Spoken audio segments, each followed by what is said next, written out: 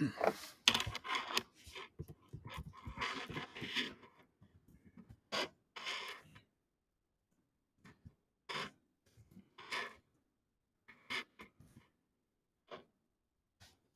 going on? What's going on? What's happening? What's happening? What's happening? What's happening?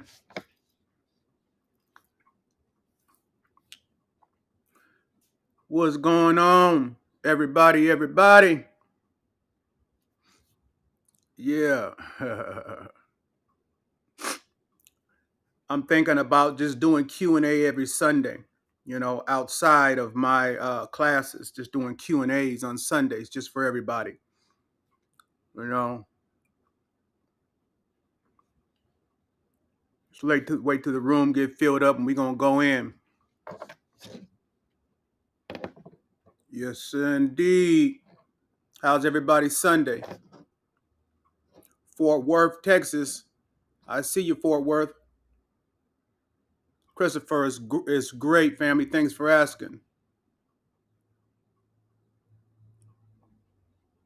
Where you guys tapping in from? Let me know where you're tapping in from.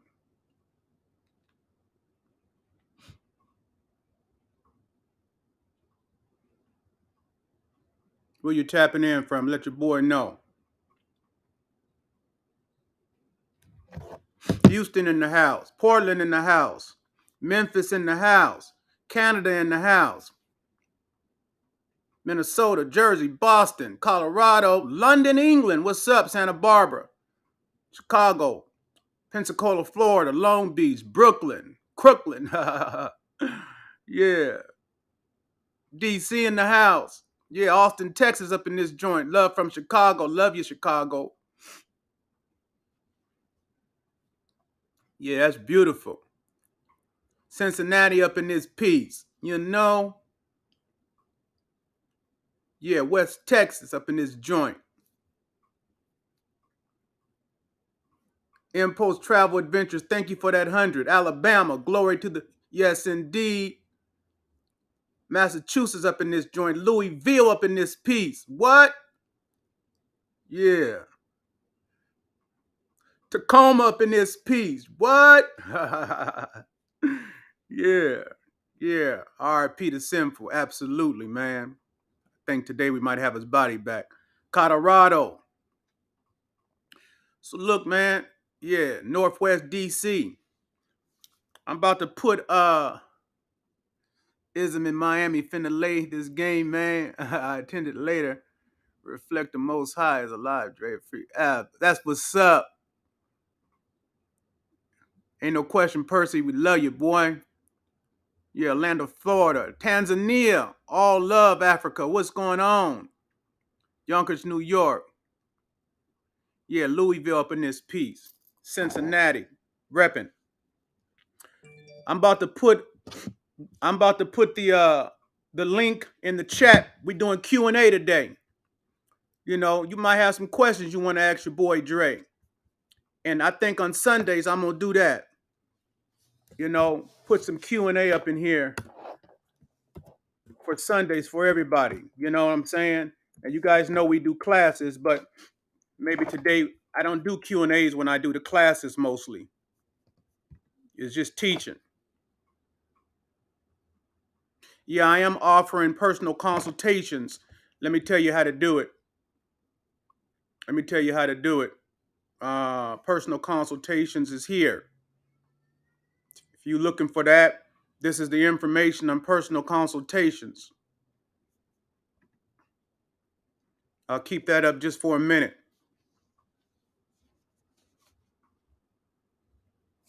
Yeah, put that up for a minute. That's just the consultations.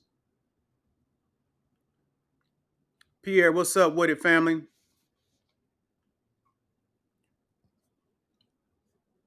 I put the link in the chat if you want to come on with me. You want to come in? You just want to chop it? You want to ask questions? I already put the link in the chat. All right? Come on up in here. It's your opportunity. You might got something that you might... I charge $500 for consultations, but this is a Q&A here. You might get blessed. Might be something specific or something, you might get blessed. Yeah, I'm gonna take that off of there now. That's the consultations right there. Anybody ask any questions about it, I'll put it back up.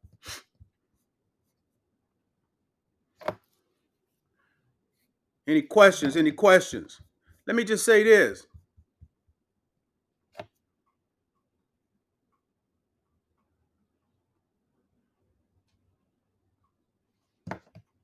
He does classes teaching lames, goofies, and clowns. Well, this ain't for you, bruh. This ain't for you. We gonna just get you up out of here. You done missed out. Yeah, this ain't for you, partner.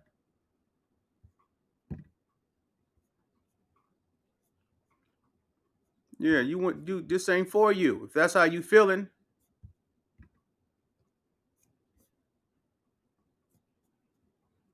I don't know what just happened here.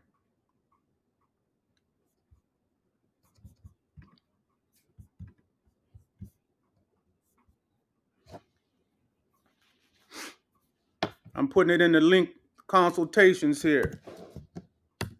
We ain't worried about individuals that, that got a little few issues and stuff. That ain't nothing for us to even give any energy to, man. We just play on past it. I always say, you know, uh, they don't like me, get in line. What like I'm gonna put any energy in folks don't like me. I don't care what you do in life.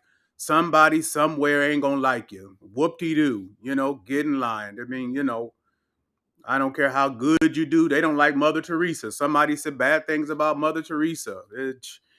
Just keep it pushing, man. Don't put your energy into all that. Some people have miserable lives, man, and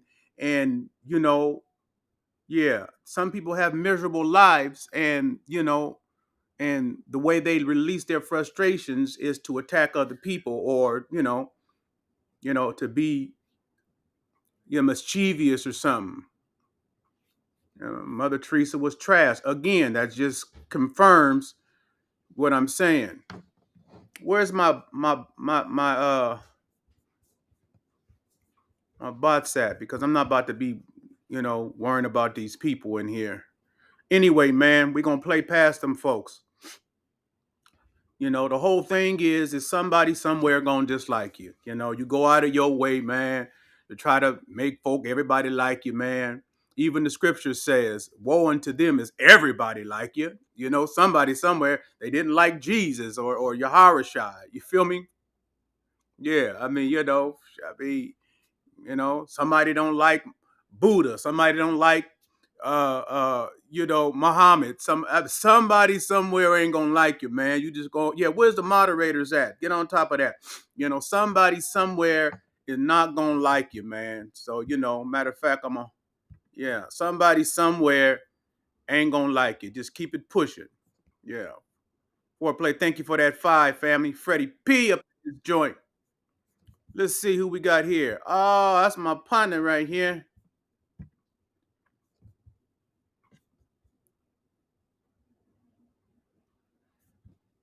I don't know what's up. You on, but you ain't on. No worry, CJ. No worry.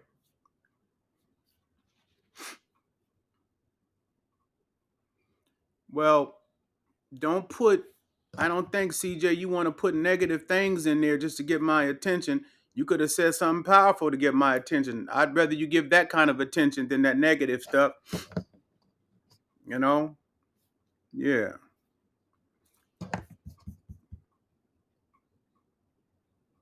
Where you at, Wayne? Where you at? I don't see you up in you here, man, but you ain't on, man. What's going on? Let me give you guys if you want to get on, man. Get up in here, man. I'll be thinking about, what I'm worried about somebody disliking me when the government came up against me and disliked me. Yeah, I keep putting you on, but for whatever reason, you got your camera on? You got your camera on because we can't see you up over here. Yeah, we can't see you, man. Make sure you got all your stuff on.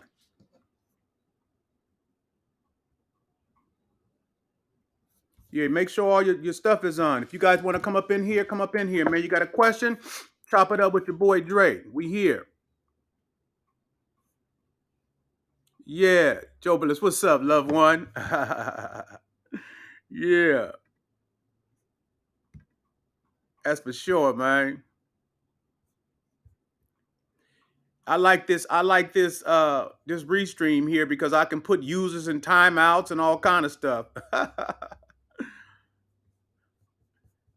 Yeah. I don't have the Big Pimp album like that anymore. When I went into the feds, they took everything, and I mean, I guess I can go back and do it. I think I got an original a copy somewhere. I got original copy somewhere in storage. Huck, what's up, loved one? Man, what's up, Dre? Chilling. Just want to tap in and show some love, man. That's it, man. Man, Good how to you see you doing? on here. Oh, absolutely. You good? Man, I'm great. I'm doing well, man. I appreciate I'm you, man. good. How you doing, man? Man, I'm doing well, man. Look, man, I appreciate you from the time you touched down. You've always been supportive and loving, man, and I love you for that. I appreciate you for the support and the love, man. Yeah, I mean that. Hey, it's mutual, man. The feeling's mutual. Love right back, man. Yeah, man. For sure, Dre. Love. Love, family. I holla at you. Yes, sir. That brother always been supportive, brother Huck, man.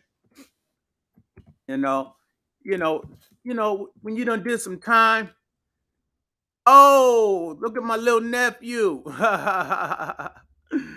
For character bouncing their heart-shaped ponytail with stars in their eye. That's right, the magnificent. You want to come on? You want to get up in here? Mr. McGee, you can get up in here if you want. That's my loved one. You guys got any questions?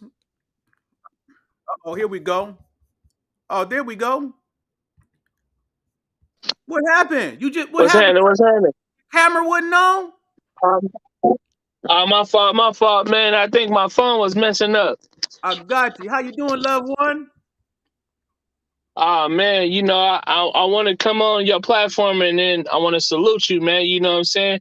You giving much game, and then everything you saying is truly, you know what I'm saying, should have been taught to our generation years ago. You know what I'm saying? So the game that you teaching is much needed, you know what I'm saying, in our community, right? Man, I appreciate that, loved one. For real. Right.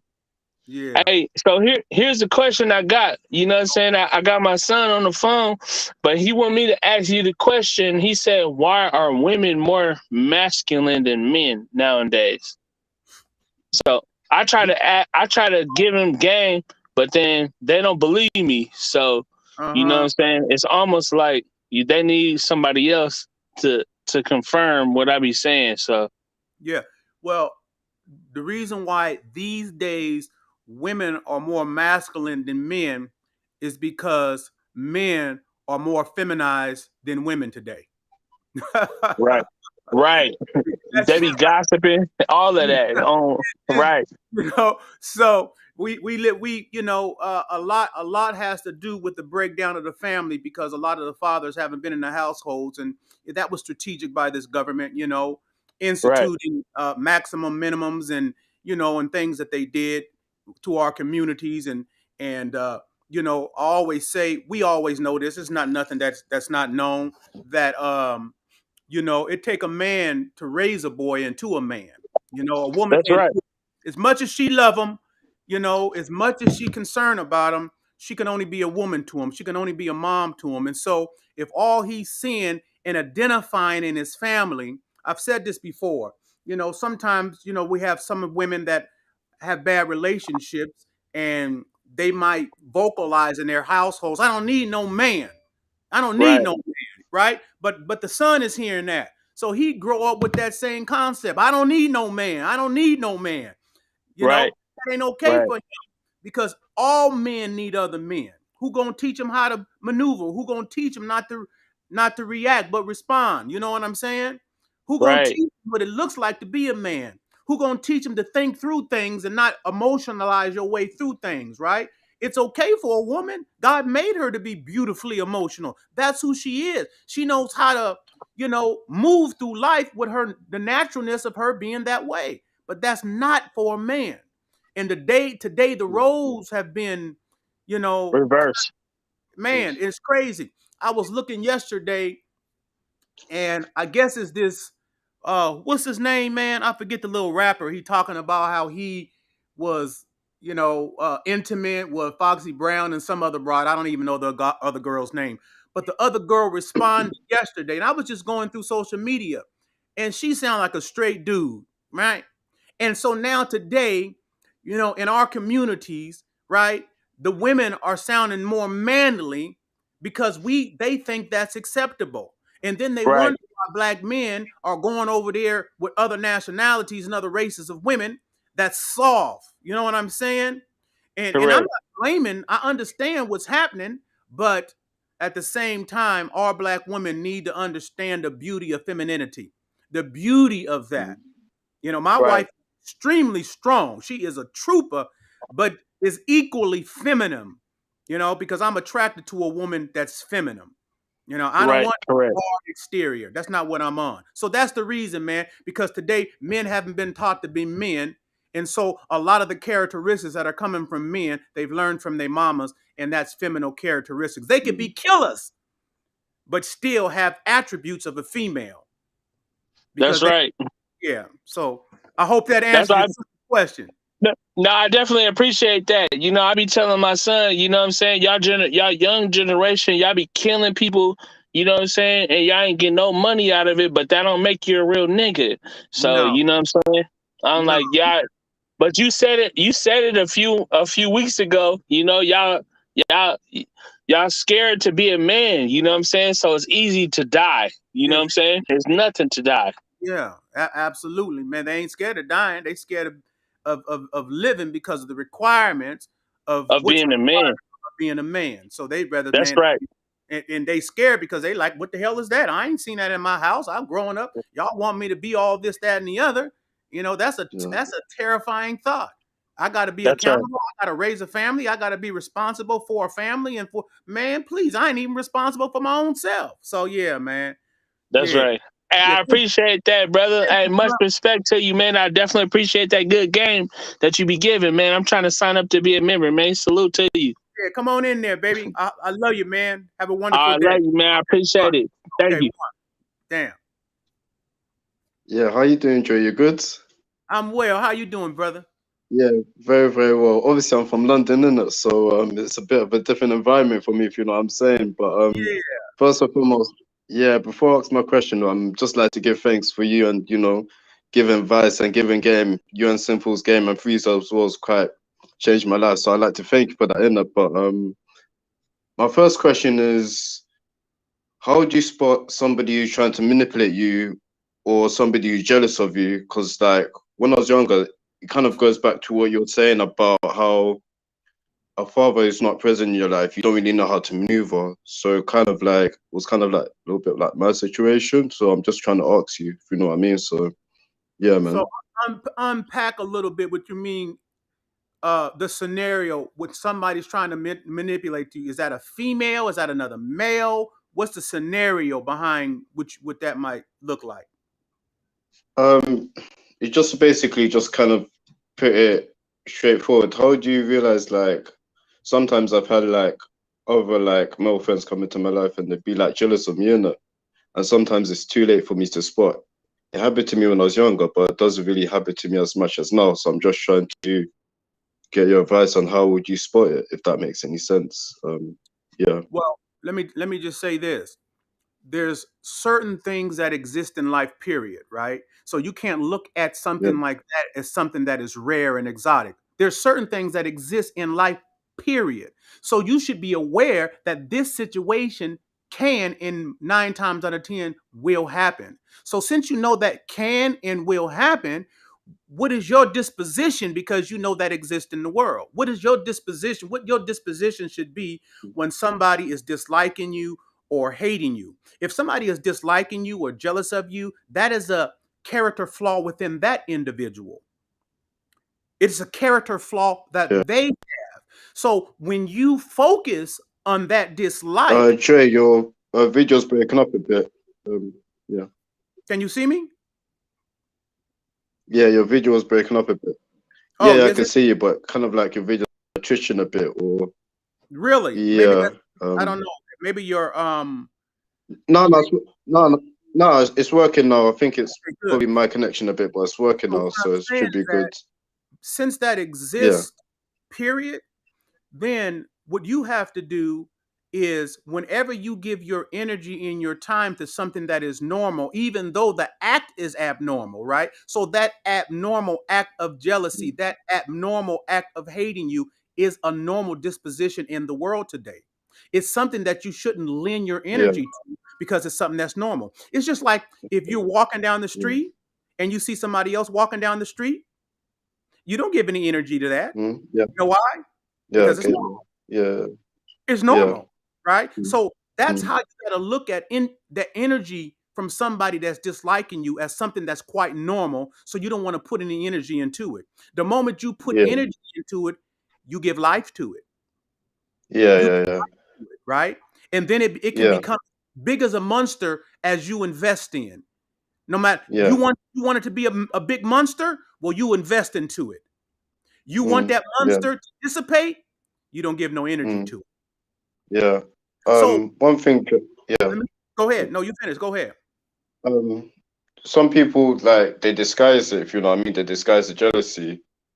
Would you know anything? Would you know if there's any type of characteristics that will kind of tell you if they're kind of like that? If that makes any sense.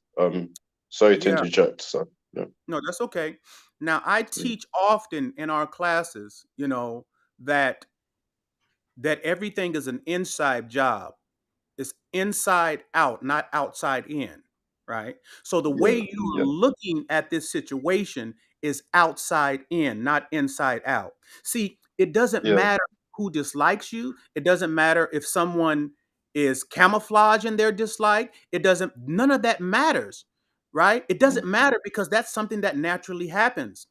It is an yeah, inside thing, right? So yeah, inside, you have to recognize that that could exist. So you're saying, mm. how do you spot someone that dislikes you, right? What is it Yeah. to Someone look that's jealous of you. Yeah, for somebody that is jealous of you? How do you spot that, yeah, right? yeah, So yeah, yeah. let me just say, when I go Go through on. life, say I'm in the game, right? Or say Yeah, I'm whatever field that I'm in, whether it's in the job, whether it's on the yeah, streets, right? So I yeah, want you to get this because it seems like you're missing it, but I want you to get what I'm saying. I'm going to break it down to you. yeah, Hey, yeah. everybody else, just be patient. I'm gonna get to you guys. All right.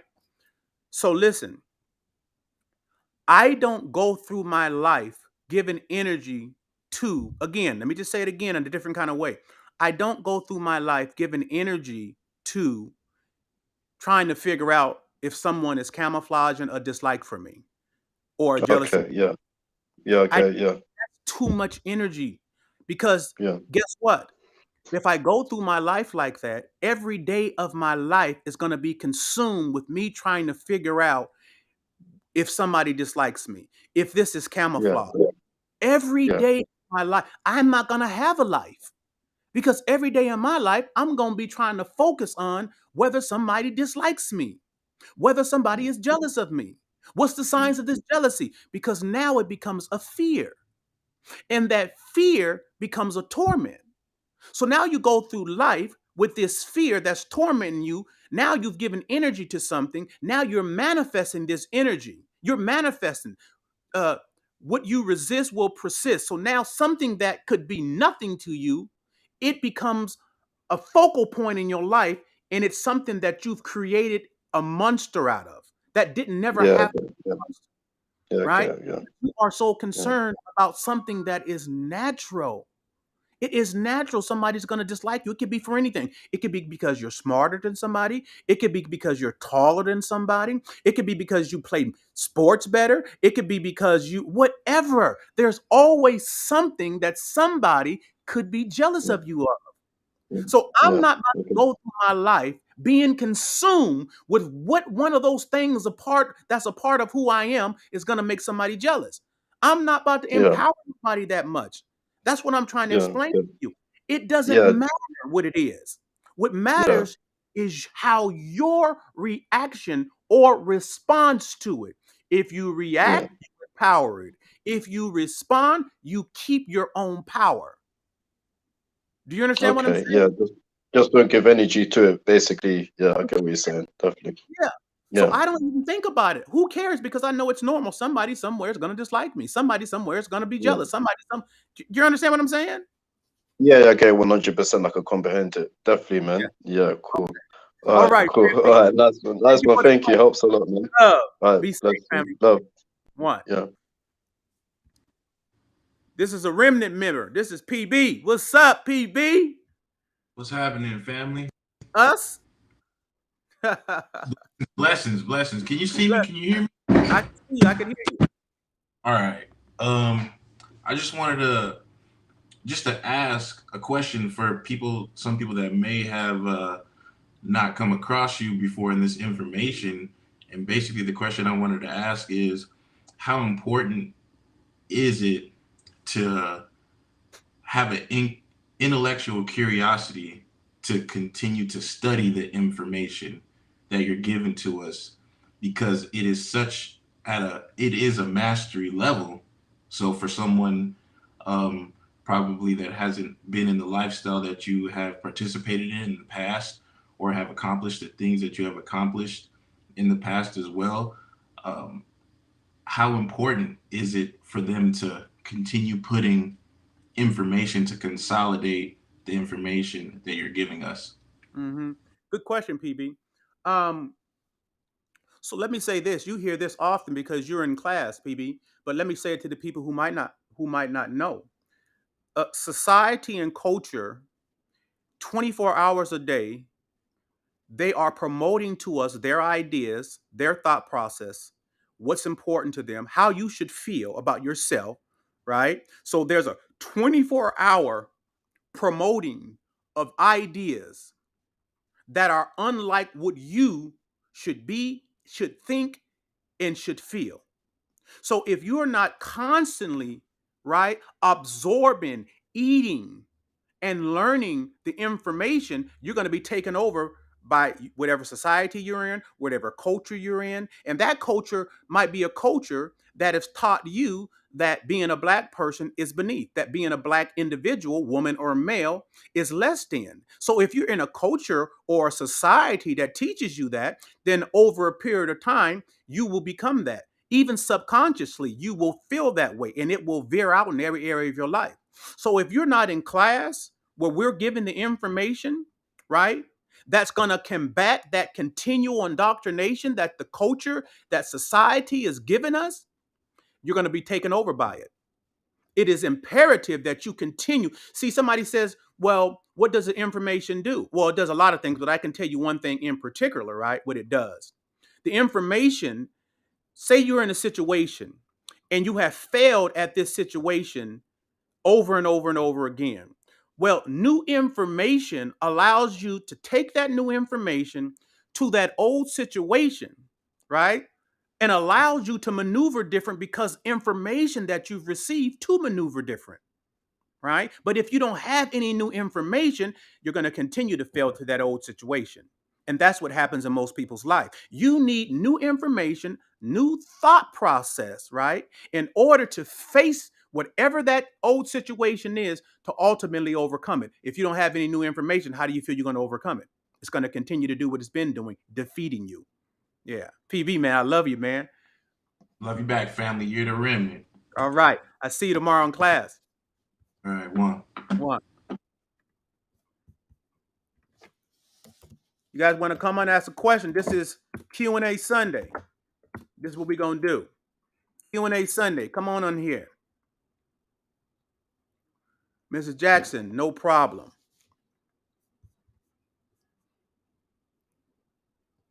Women, you can come on too. Women, men, everybody can come on. Miss Jackson, how you doing? You have a question? You want to come on? You can come on. Feel free. This is a platform for everybody. And like I said, I might just start doing this Q&A on Sundays. We'll see. We'll see how it goes. Any questions? Any questions? If you scared to come on or you feel uncomfortable coming on, just put it in the chat. And if I see it, you know, I'll try to address it if you don't want to come on. I don't want you to feel forced to do so.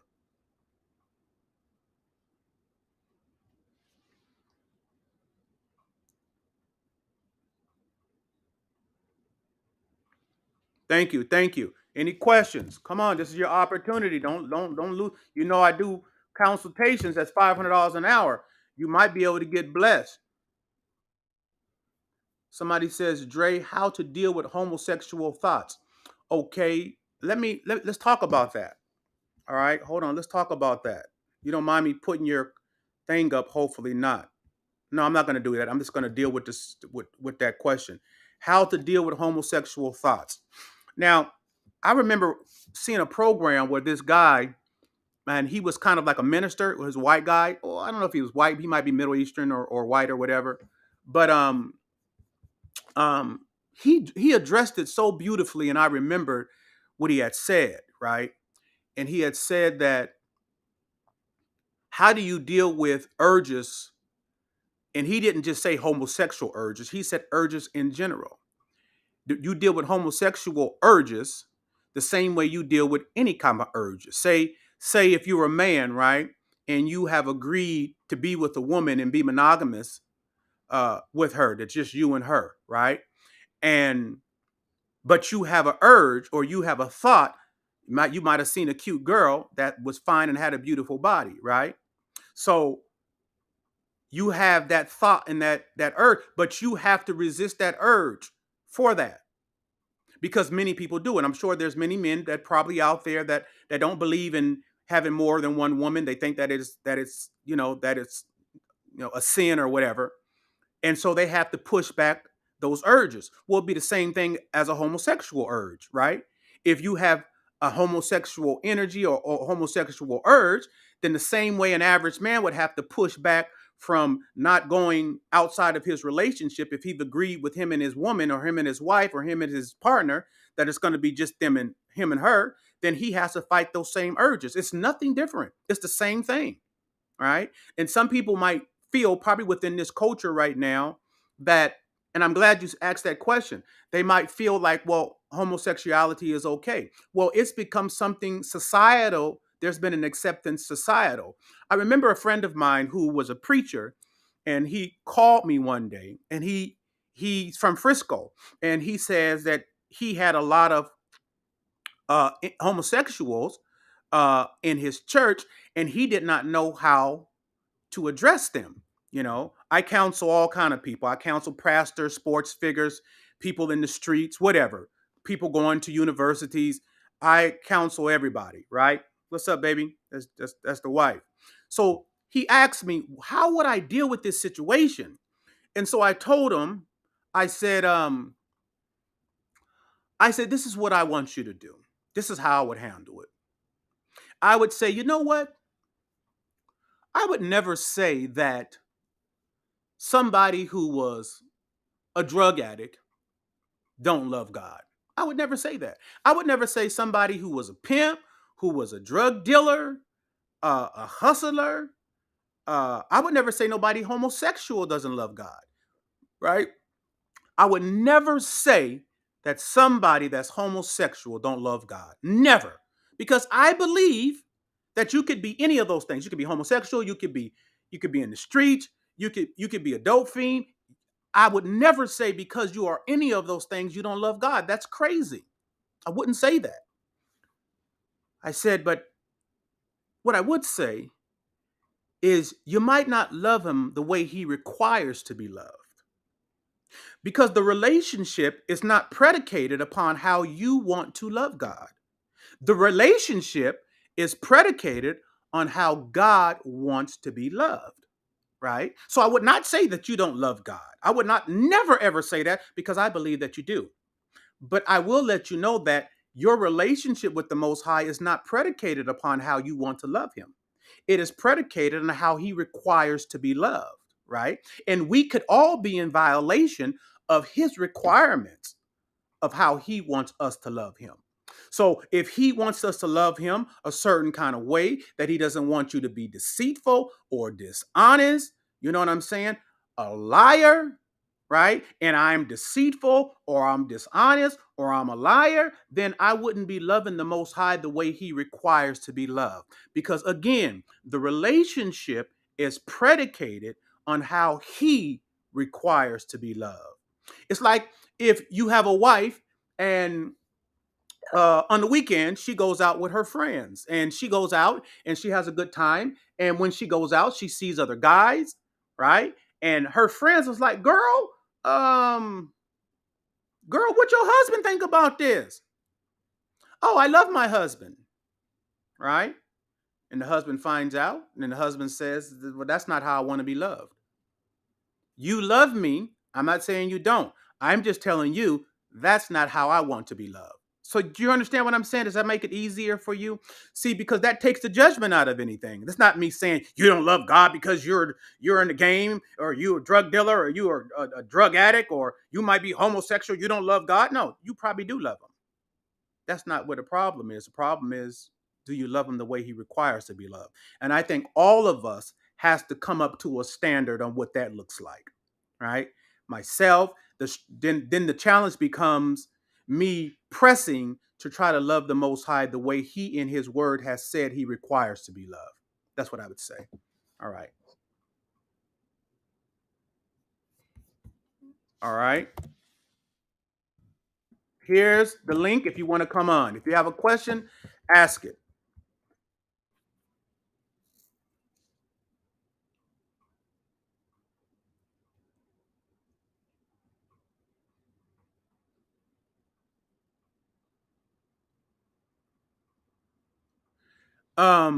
Dre, can you talk about what emasculation looks like? Yeah, yeah. We could talk about what emasculation looks like. Again, let me try to explain this because I have a lot of remnant members that's in in the chat right now, right? A lot of members that are part of the classes that I teach. So before I get into that, I give classes on my YouTube. The difference between the class on my YouTube is both Dove and I teach, right? So it's women friendly and man friendly, right? So that's Monday and Fridays at 7 p.m. I do a class on Wednesday, which is on my Instagram, right? That class is at 7 p.m. All this is Pacific Standard Time. All right. So I'm gonna let me address this emasculation. Hold on, Ed. Let me get to this emasculation real quick. So, the reason why I said I want you, because it's a different conversation with you guys, right? Because this country, as I've taught in my class, have indoctrinated us, our people, right? Socialize us, our people, and to the point that how most of us think is abnormal to our original mind, right? So we had original way of thinking that was not like this country has taught us. And the evidence of that is when we were brought here, right? We had different, we had a culture, we had a religion, we had a way we thought about things, we had a way of, we thought about right and wrong, right? So that was taken away from us. So after years of indoctrination, right, we now have this thought process that we all think that is normal. We think that this thought process is normal, and it's not, because we had an original way of thinking. So in the classes, that's what we go into. Who were you? How did you think before you came to this country? Right? So according to this country, this society, right? When you think about being masculine, it has now become an offense because they call it toxic masculinity, right? So then there's an indoctrination of that toxic masculinity. That's not really going on in any other country. You see, in whether it's Japan, China, the Middle East, whatever country, you know, their people are operating with their original culture, their original mind, what they think about relationships, what they think about positions of women and men. But in this country, there is an indoctrination where toxic masculinity has become a problem. So in every area in life, if you operate in just who you're supposed to be naturally, you become an offense within this culture now, right? So when you talk about emasculation, a lot of people become emasculated, black men in particularly, because, like I told the caller earlier, they haven't had a father, right, teach them what being a man is, right? And so a lot of people grow up, and when they turn 18, they feel that they've become a man. And I don't believe you become a man at 18. I think that being a man is supposed to be something that you achieve or you accomplish, right? I think being a man is a position, not just a gender, right? That's why I believe there's a lot of males that are 50, 30, 40 years old that have not understood manhood. They haven't had it taught to them, right? So now when you talk about being emasculated, when you're in a relationship with a female, right, there's certain things that the country has taught you to be and not to be. So right from the gate, if you are uncomfortable about your identity and your position and your placement as a man in the earth, then you can be emasculated immediately. Because if you, for instance, I just give you a perfect illustration. I'm coming right to you, Ed.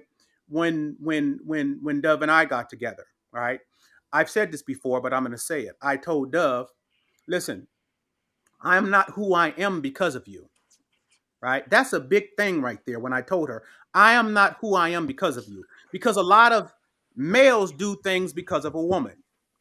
That's emasculation. If you're doing something because of a woman, you're being emasculated, right? So I told Dove, I'm not being this way because of you. I'm being this way because of fundamental principles that I believe in my life. And no matter who's in my life, I'm going to show up the same kind of way, right? This is not for you because this is just who I am. Regardless of who you will and will not be, I'm going to continue to show up like this. That's being a man. But when you say because the country teaches you to value woman, and that's okay to value a woman. I value Dove a great deal more than anybody, right? But I value self. I value who I am as a man first. That's the order, right? Which is why I told her I'm not this way because of you. I'm not going to ever be this way because of you. I'm being this way because that's who I am. The moment you do things for her, the moment you become emasculated, right? So let me get to Ed. Hope that helps. Ed, what's up, family? Can you hear me? I can, fam. What's going on? Oh man, so good to hear your voice, man, and you representing, man. My favorite video that you did was taking your dominion back, Yeah, man, that's one of and the you speaking all that now. yes, man. And I Yes. wanted to share my testimony because when I've been with my girl for 17 years. It'd be next month, February, That's but love. we're not married though. But That's okay. Shit. um, I did a lot of compromising.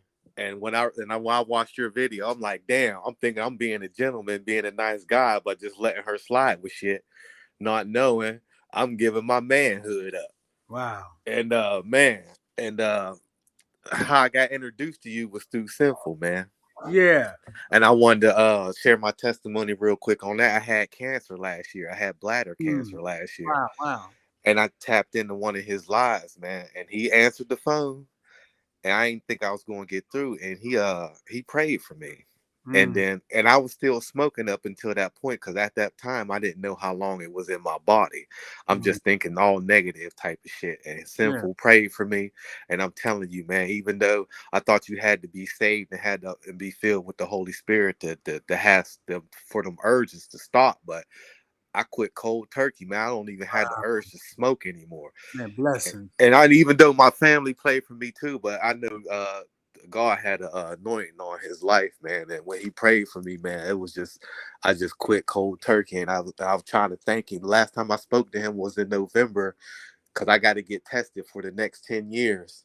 Mm. And that's the last time I heard from you, man. Yeah, man. Yeah, man. Thank you for that beautiful, beautiful testimony. The scripture said that gifts and calling come without repentance, and so that's why he was able to pray, and things continued and still happen because gifts and calling come without repentance. And thank you for that beautiful, beautiful testimony, man. I appreciate that, man. Yes, sir, man. Hey, keep doing your thing, man. You a beautiful brother. You Man, I appreciate freeze. you, loved one. Yeah, man. Thank you. Blessings, fam. Thank All you. right, All peace. right, one. Yeah. Yes, man. Like I said, I'm gonna see if I'm gonna come back because you guys don't look like you appreciating this game. You getting a lot. You know what I'm saying? Don't forget, pay your tithes, man. I'm blessing you. Pay your tithes. Don't be no miser.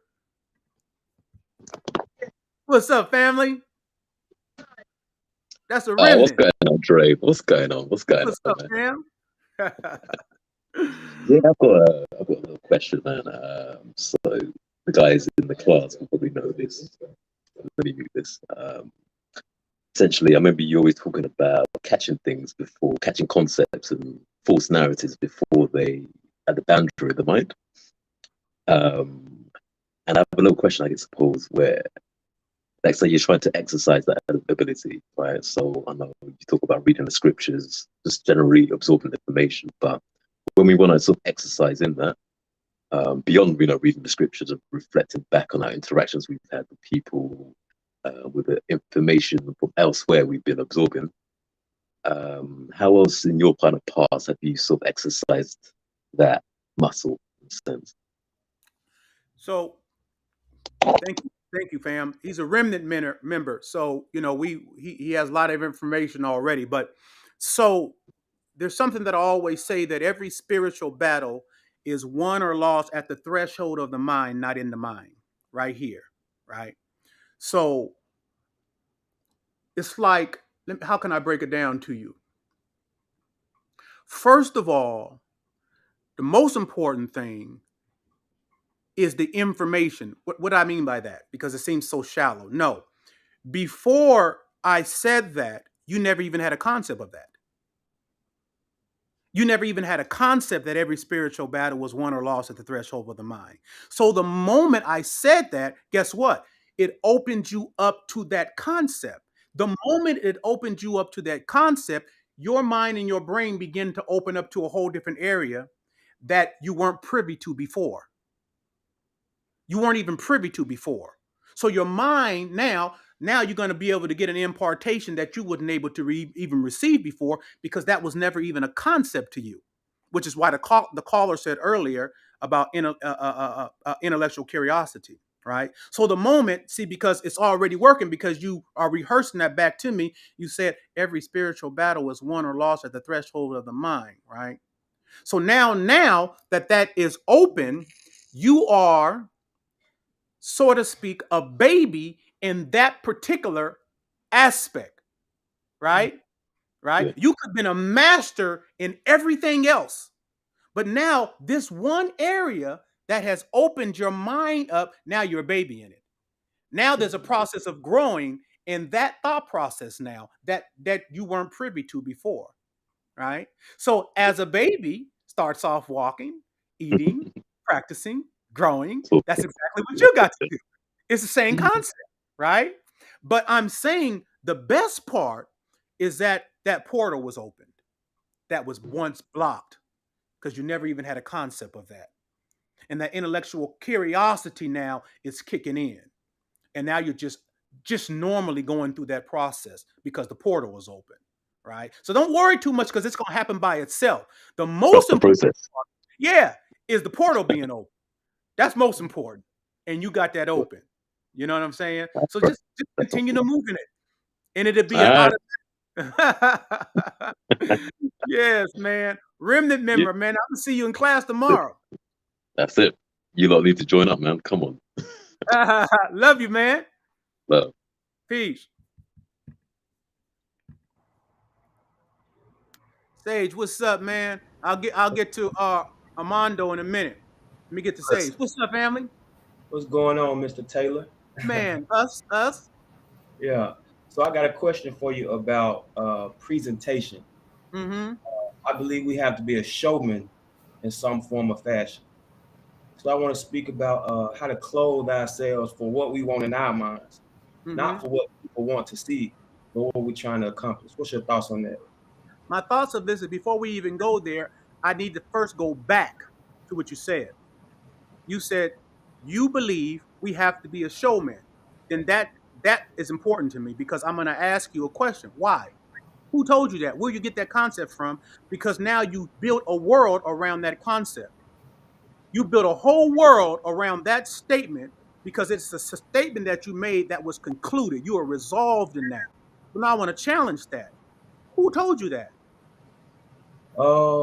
I say that's something I gathered by looking at society, by observing things. Nobody in particular told me that. Maybe my concept of what's successful or who's doing good things, you know, just observation. Okay, before we can get to the other part, I need to get there because I think that's a problem. I don't think you Okay. should lock yourself into that concept because now you done limited yourself to any other information that could possibly come to you because you have stated with finality, you got to be a showman. So if I come and say, well, no, that's not true, you might not even be open to it because you've already, from wherever you got that from, you've made that a conclusion in your mind. And I don't want you to do that. That's problematic. I don't Okay. necessarily believe you got to be a showman because sometimes there's a connotation of falsity in showmanship or acting in showmanship. Sometimes things got to be on such a greater level than that, right? Because, like I said, sometimes that stuff has connotations to it of Mhm. entertainment. It's like when I was doing conversations with the streets. I, on purpose, would never bring entertainers there. Because if I brought entertainers to something that I felt was extremely serious, right, it would take the seriousness out of what I was trying to do. Another illustration. You know, I wear jewelry and stuff because I do entertainment now. I would have never wore this stuff when I was doing serious stuff like police accountability. This stuff is not big. This stuff reduces me doing some serious stuff, right? This showmanship shit makes me weaker when I'm about to do something serious. I would have never. They would have took. They would. I would. They would have. I would have been a joke. Mhm. So the fact that you made that statement, I had to bring you all the way back and say, bruh, that's problematic right there. Don't say that. Don't line yourself up with that because that's not true. If you want to do something extremely serious, you got to let people know that this is serious, what you're talking about. And when you're presenting yourself, you aren't no joke. You are not a clown. You are not a showman. You are serious about whatever you saying. And you want people to know you serious. So I want you to start thinking about that, family. Okay. Okay? Yes, sir. All I love got to it. you, family. I All right. appreciate it. All right. Wow. What's up, family? Blessings, and respect, man. Just to first and foremost, want to say this is an honor to be able to communicate with you, Andre Yeah, blessings. Taylor, man. I've watched you throughout my life growing up, and seeing your career and ministry and your life influence on this world. You've given me a great leadership just to see your life's journey, and Thank you, family. I appreciate you. what brought me here is one, I've known about you for many years, and I follow. How can I say? I've been participated in the lifestyle and Got you. I graduated got in. you. Yeah, say no more. So all that to say is I just wanted to talk to you because we all are aware of Sinful the P and his passing, and he was a great man of God before the lifestyle, and we know he had a tremendous calling. We could see it even outside of the church how much he's affected people's lives. Yeah. And I guess what I wanted to talk to you about is that we've seen how successful you've been at transitioning out of the lifestyle, and how great of an example that you've been to young men growing into their middle ages and wanting to transition into a more, not so much corporate, but really be fulfilling their manhood in their lives journey. So I just wanted to ask you, what can you say to young brothers that have lived a lifestyle or admire the lifestyle or just want to be better men totally? and want to affect their community and how to transition into impacting their community. And I'm an ordained minister. I've done rallies, I've done protests, we've done it all, back in different states and stuff like that. And I've had dead brothers that we've rallied for and things like that. And but I've done activism, I've done ministry, and I've lived that life as well. And I want to talk to you about the stereotype. I got so much I want to talk to you. Forgive me if I'm ranting, but I'm gonna subscribe to your remnant. I'm definitely gonna subscribe. But I think that sin's death is an eye opener to a lot of people. And I think that we need to have more mentorship and more examples like yourself and how we can affect change in our communities and our own images that we portray out to the world. You understand? So I definitely wanted to pick your brain and become one of your and become one of your I want to learn from you, so to say. Absolutely. Well, we're learning from you right now, family. I appreciate all the work you've been doing, and it means a lot to me when someone transitions and continues to try to do the best they can to impact our community. So again, I always say that it's an inside job, right? So one of the first things the Most High, I think, used through my salting process, and probably a lot of people hearing it talking about, they're probably wondering what salting process is. You have to go get my book or come to the class and I can explain to you about the salting process.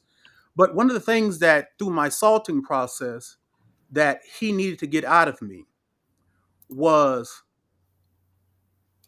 my view of what I considered successful was, my view of what I considered being big was. That was a big thing right there. Because most of our people, young black men that are out there trying to get it, we actually feel like the things that we were taught from this culture are indeed valuable. Get the bag, right? Get the women, by all costs, get the little jewelry, get all this stuff, right? So we have been taught what is valuable. And so during my salting process, the Most High was letting me know what was valuable to him, right? So what was valuable to him first was, could I believe him? And I'm like, what? Yeah, can you believe me? Well, yes. Well, do you know how valuable that is to me? Yeah, but Lord, I'm I want to have a family. I want to, I want to have some money. I want to have a beautiful home. Do you believe me? Yeah, I believe you. Do you know how important believing me is? Well, obviously I don't, right? This is a conversation I'm having in my head when I'm 16, right? So then I'm reading and I'm going somewhere with this. I want you guys to follow me. In my class, I always say every remnant member right now could say, bring your whole mind. Pastor friend, preacher friend of mine used to always say that, and I took it from him. Bring your whole mind, right? So I'm reading, and I'm reading about the father of the faith, who was supposed to be Abraham. He's supposed to be the father of, Hebrewism. They call it Judaism, Islam, Christianity. He is supposed to be the father of the faith. So when I'm reading about the father of the faith, Abraham, God is saying, I called him righteous, is what he was saying. I said Abraham was righteous for one reason. Okay, well, what's that? Because he believed me. Wait a minute. Hold on, God. Hold on. He didn't get people saved? Nope. He didn't run a missionary? Nope. He didn't give to the poor? Nope. He didn't help the homeless? Nope. You mean you considered him righteous because he believed you? Yes.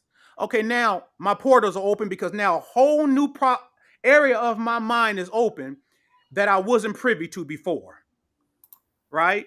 Now I got to identify, out of all the things that keep telling me what's important. It's important for me to have some money. It's important for me to have females. It's important for me to go get a Benz or a Rolls. It's important for me to get jeweled up. And the Most High is saying that what's important to him is me believing him. And that was not acceptable to me because my mind wasn't working that way. Right? But when I got it, I understood why that was important to me. So now I would say to all young black brothers out there, what got me into my position, what allowed me to defeat the system, the only person that has been able to change law, defeat the system, is me believing the Most High. Whoo, this is heavy. Hold on, man. Hold on. Did you hear what I said?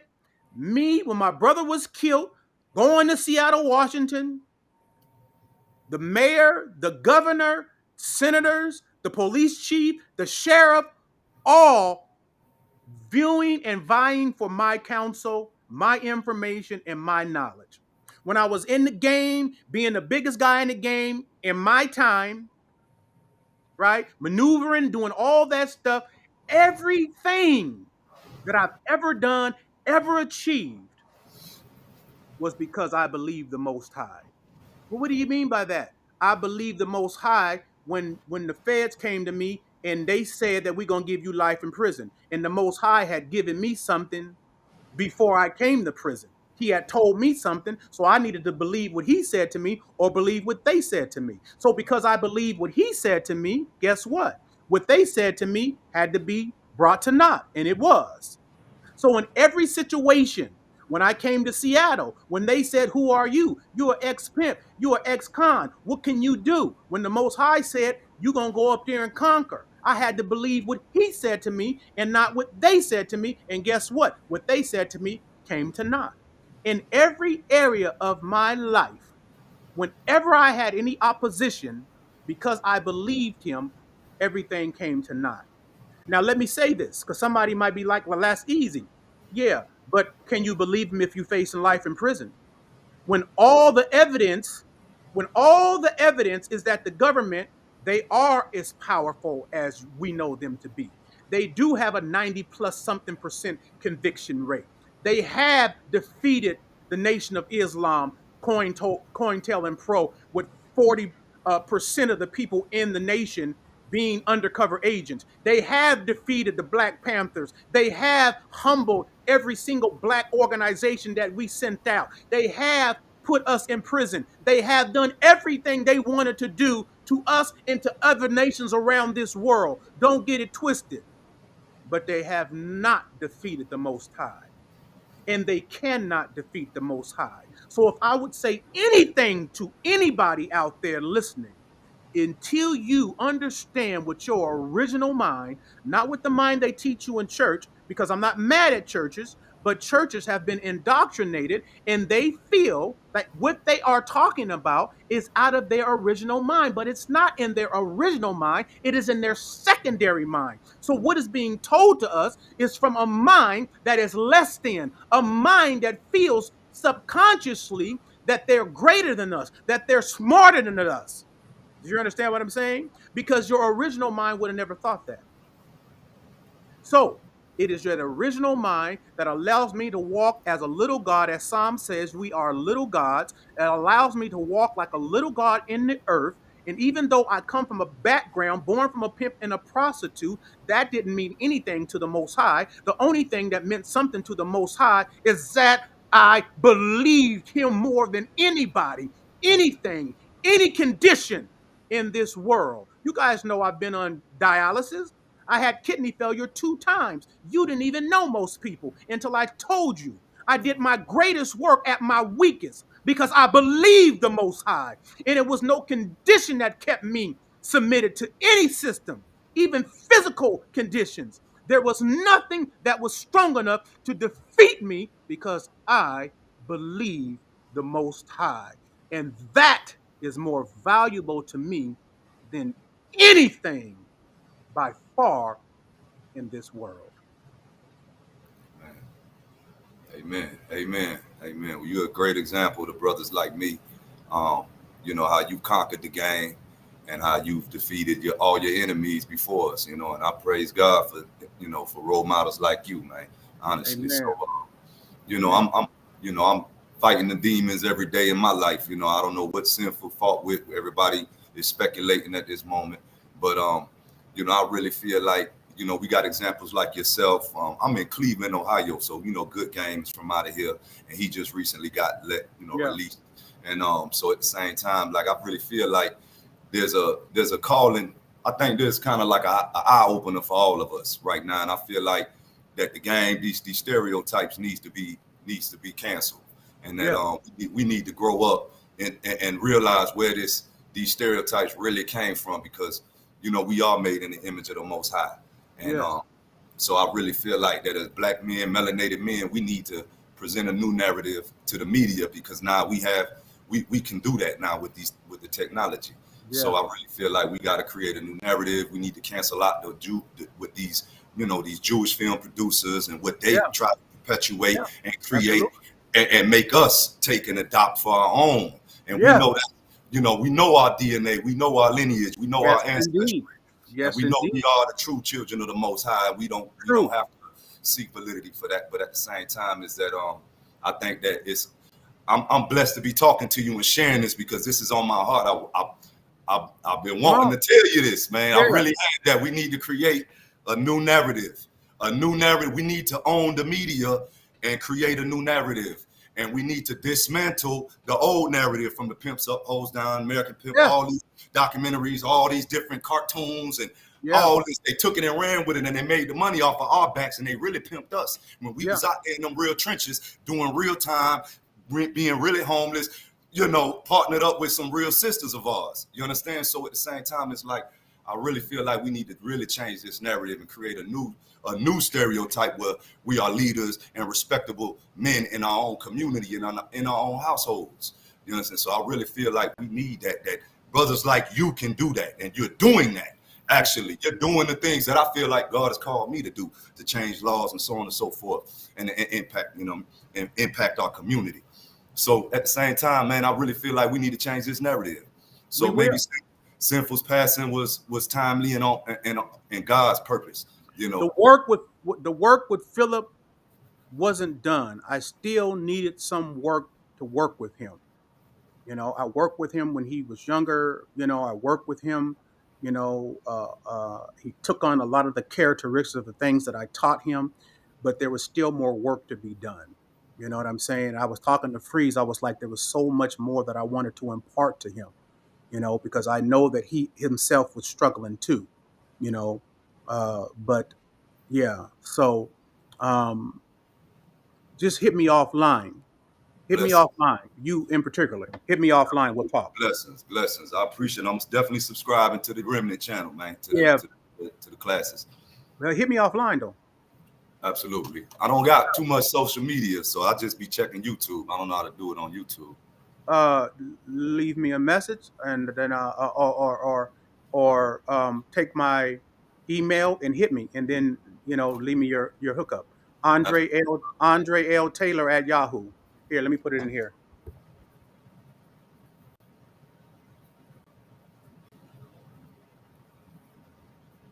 In there, right there. All right, and mine is Amando at True. You know, you see. Yeah, just hit me offline, and I'll get all your info. Mondo, love you, man. Love you too, brother. Thank you so much. I mean that. For what you're doing. Yeah, we're gonna talk offline. Blessings. Okay. One. P Raw, I'm gonna be with you in a minute. Don't go nowhere. This is my little loved one here, little bruh. What's going on, little bruh? Man, what's going on, man? Blessings to you, man. Thank you for accepting the chat, man. I know I could have, you know, reached out and called you, man, but I just want to give you your acknowledgement. I know you're not into the acknowledgement and things, and I know everything is predicated from the Most High, man, but just want to tell you thank you, and, you know, just uplift you and encourage you to continue on, man, what you're doing, man. We love you. And I had one question I wanted to ask. Do you feel that Sinful was one of your greatest students?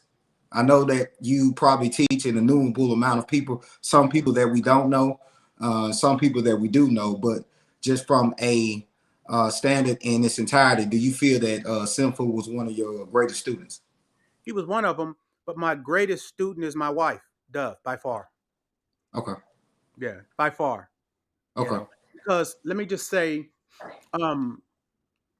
like I said, there was still a lot of work. I wanted to work with Philip, and Philip as far as being able to articulate things unmatched by his articulation of the information, right? What I wanted with Philip is that his life begin to level up to his conversation, right? Right. I wanted his life to match up to his conversation. Somebody had asked me about Philip, and I said, well, I know you guys only know him as, pimping and all this kind of stuff. But I was always waiting for the transition because I know his greatest self was after he begins the transition, the growth of going into the next level, right? So I always would encourage him about the transition. Uh, um, so that was what I was most pressing upon Philip. Make sure your life equates to the level of your conversation, you know. So, but Dove by far is by far my greatest accomplishment. Okay. Yeah. Do you see yourself in the future, God willing, implementing your studies and your teachings from a educational level, as far as in a curriculum and more so I would say schools or Whatever the Most High might, but I give little credence to the systems. I give right, little credence to that. It doesn't make me feel more special, more accomplished because I would be accepted as doing a curriculum within a university or something. I feel the credence coming from people right up out of the ghetto, right up out of the hood, and feel like they want to spend their money for the curriculum that I'm offering right on social media. I feel that my most powerful because I understand what it takes for somebody coming up out of our communities to put their money into knowledge and information, not entertainment and not clothes and stuff like that. We do that. But when we start investing in ourselves for the information, there is nothing that pleases me more than that. So it'd be hard for me to be pleased because some white institution or something says, would you come do this, that, and the other? I'm not tripping off of that. Freeze, love you, family.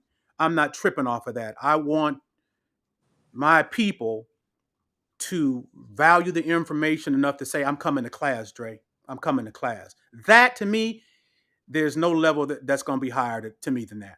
right. None. I mean, and I wanted to reference towards maybe so like a HBCU, not a PWI, Well, a then white that's different. institute. Yeah, that's different. But even if they do, still, Because I mean, I feel like it's needed. I yeah, feel like yeah, you're the only real black man that are speaking these type of things country wise. yeah. It's not speaking, foolishness and folliness. I really think that you're the only individual with that mindset that can endeavor to do that, and that can actually the individual, the students, the staff, the people there at the institutions can actually receive what you're saying because the way that you convey it. So The whole thing is that the information is so foreign, it's so left field that they first have to value the information right, to the extent that they, you know what I'm saying? right, Because if they don't come with the value, I'm not minimizing anything I'm doing. I'm not going to right, twist nobody's arm. Well, can I do this? It'll never be that. They're going to have to come twist my arm because then I know they value the information. right, You right, understand? It's right, like the Most High. You see how the Most High keeps himself hidden. He keeps himself hidden, right? And he opens himself up to the seekers. And what the seekers have to go through to find the Most High is so much. Why? Because of value. He wants you to value. So he doesn't allow himself to have easy access. So these institutions will first have to value the information. Then it's something that I will go do. But they got to value it. right. Yeah. Okay. All right. Well, those are some of the questions that I had. I don't want to hold up anybody else's opportunity to come on here and ask you questions. Again, man, we love you. Thank you, man. We appreciate you. Love you. All right, no doubt. All right, one. P. Raw, what's up? My boy, what's up with it, What's up, big little bro? one? Your thing, you Oh can't man, hear I'm just you. We can't hear you because you echoing. Tony, thank you for that 100, fam. That's a remnant member. okay. What about now? That's better. Yeah, there we go. Yeah, man. I'm Divine just P, thank you for that 100, family. Freeze, thank you for that 100. Come on, little bruh. P Raw, what's up, family? oh man, here for you, baby. Here for you, big Yes, bro. sir. You know, I didn't even want none. I'm just here to show moral support, big bro. Yes, sir. Yes, sir. I love you back. Yeah, love you deeply and dearly, man. You Love you know, back, man. Yeah. I was hearing how you was talking about the kidney failure, because I had that too and never overcame it. You Yeah. know, I went through a little phase where I was just drinking and I wasn't drinking enough water and you know, I got it too, but I beat it, so I really understand what you mean, miracles Yes, and sir. stronger, you know, people don't even know. I had to beat the dialysis and everything. Yeah. So Yeah. Yeah. I yeah, know. yeah, I love you, man. I love you back, bro. We'll talk later. You just hit the line. You know what's up. Okay. You got the personal. Yeah. I'll be at you, man, and send my love to everybody, and our condolences. And if Freeze need that free hook, I got him on the free hook and stuff for the nation, for the P Nation. Absolutely. Love you, little bro. Holla back. One. It's my loved one here. Little bro, what's up? Oh What's man, up? to see where I'm at. Oh, Whole Foods on the. Yeah, man, just touched down in Chicago. Yeah, yeah. Yeah, I had to come out here and handle business. Oh, ain't no question. You know Yes, I know. indeed. Yes, Yeah, indeed. man. Yeah. I'm Yeah, glad you're out there. It makes me I feel more just. cool. Oh Go ahead. yeah, man. Because you already know the situation and people been playing, man. So we doing our best to get bro back and get everything situated. Mm-hmm. Get the people updated. I know you've been updating on your channel, but you can give the people the update. Oh, well, people been giving us the runaround with getting Sinful back. And, initially it was an issue with identifying him. We did that. Then it was another issue with getting his death certificate. So now, according to what I was told on Friday, the death certificate was supposed to be sent to the coroner that day. That way, the death certificate is with his body. So when the funeral home goes to pick him up, it's nothing more that needs to be done in order for them to get him. So hopefully, God willing, on Monday, he'll be on his way here, and I guess hopefully he'll be back in Chicago on Tuesday. So Yeah, we'll me and see how it Freeze goes. been whew, boy, we've been having to deal with this. Boy, this is the craziest stuff, boy. I'm trying to tell Yeah, you.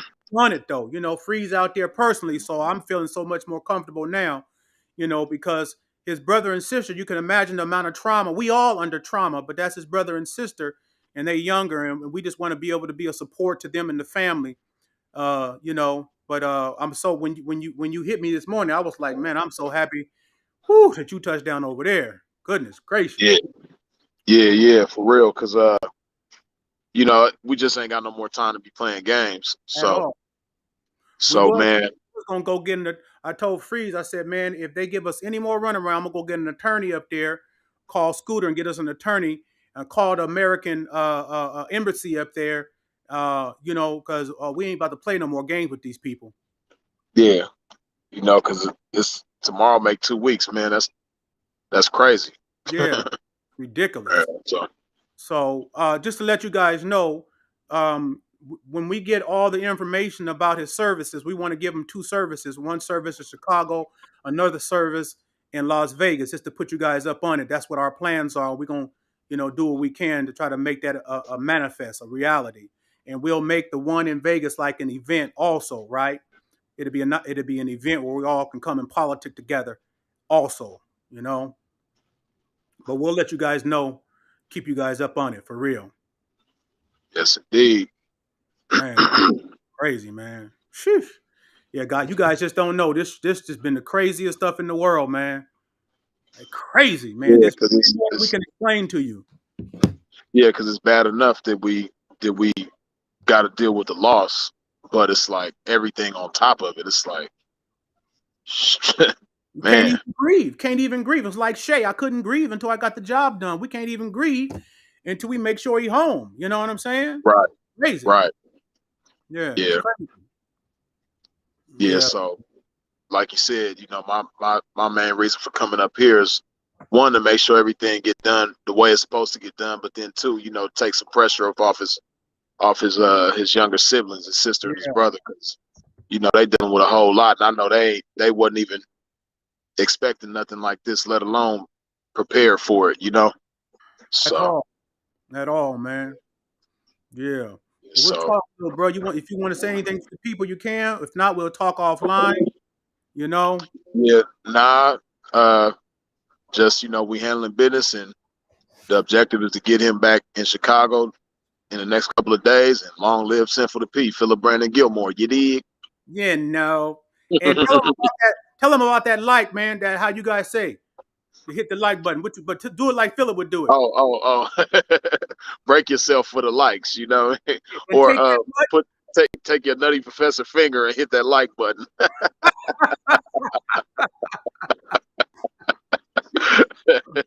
We love you, Phil. Oh man.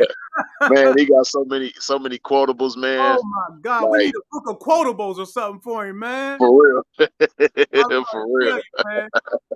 For sure. But I'm gonna let you do your thing, bro. I'll tap in with you in a minute. Love you, little bro. All right, love you too, bro. All right. One. Yeah, that's a little bro, man. I love him, man, so much, man. Guys don't know just the beauty, man. Hey, man. I think probably one of the biggest things that our people, especially black men, are missing is genuine love for each other. But like we think it's a problem, man. Like these people done got us so messed up that every time you say, man, I love you, or no homo, or like, nigga, what? Come on, man. That's why no matter where I go, no matter where I'm at, I'm gonna embrace you. I'm gonna love you. I'm gonna hug your neck, man. Say, boy, I love you, boy. I know what it is to love, man. You know what I'm saying? Yeah, man. Pure love for the black man, man. You know this. I always say this in class. The Most High say, hold on, Israel. The Most High say, the only way they will know you are my disciples is your love one for another. That's it. That's it, man. That's the only way. And so I'm a reflection of that because I'm his disciple, right? And I'm going to show love, man. Everywhere I go, in any capacity, I'm going to show the love of God, man, because I'm his disciples. And if that you ain't got love, because you ain't none of his disciples, you don't love your people, man. It's the very opposite. It's why we killing up each other, man. All this, man, it's crazy, man. Yeah, but you got to have some love, man. Yeah, that's the only way they will know. You feel me? Israel, what's up? We can't see you, man. What's happening? We can't see you on here. We can't even hear you. Hit us back, Israel. Hit us back because we can't see you or hear you, family. I don't know. You're something's not hooked up properly. Hit us back. Yeah, I'm gonna be on here just a little while longer, man. If you guys want to come on and shoot, man. Again, classes. If you ain't in the class, you're missing out. You're missing out, man. You just missing out, man. And it's a shame. It's a shame that you got to miss out. You ain't got to miss out. You choosing to miss out. Okay, here's Israel. Here's Iraq. What's up, family? Hey, Dre. What's going on? Hey, my mellow, man. What's going on, man? Hey, man, glory to the game, baby. Absolutely. Hey, Dre, listen, I got two questions, right? Yeah. One, I want to ask you, what was the greatest lesson that you learned while you was in the game?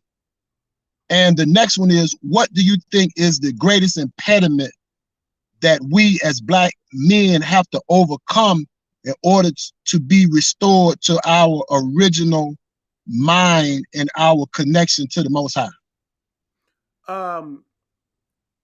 the last one, the greatest impediment is identity. You know, just the lack of identity. You know, and so because we don't have original identity, we don't have anything to value. We don't have anything to value, right? And it's you can see other cultures. You can see when they come to this country that they bring their original cultures with them, and they value that.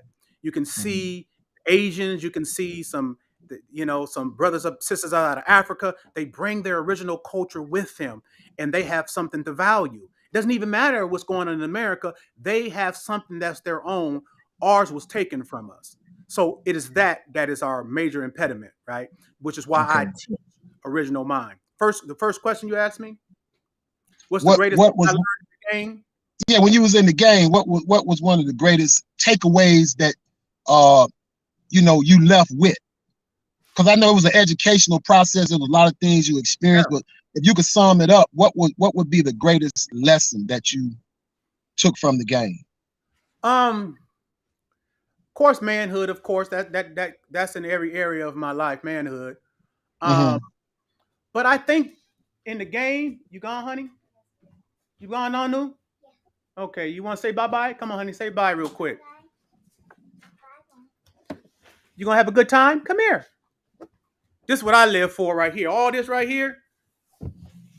Come here, yes, Doug. sir. This is what I live. Hi. You good? Hi. Say hi. Hey, Princess. Shalom. Yeah, this is what I live for. All this right here. Yeah.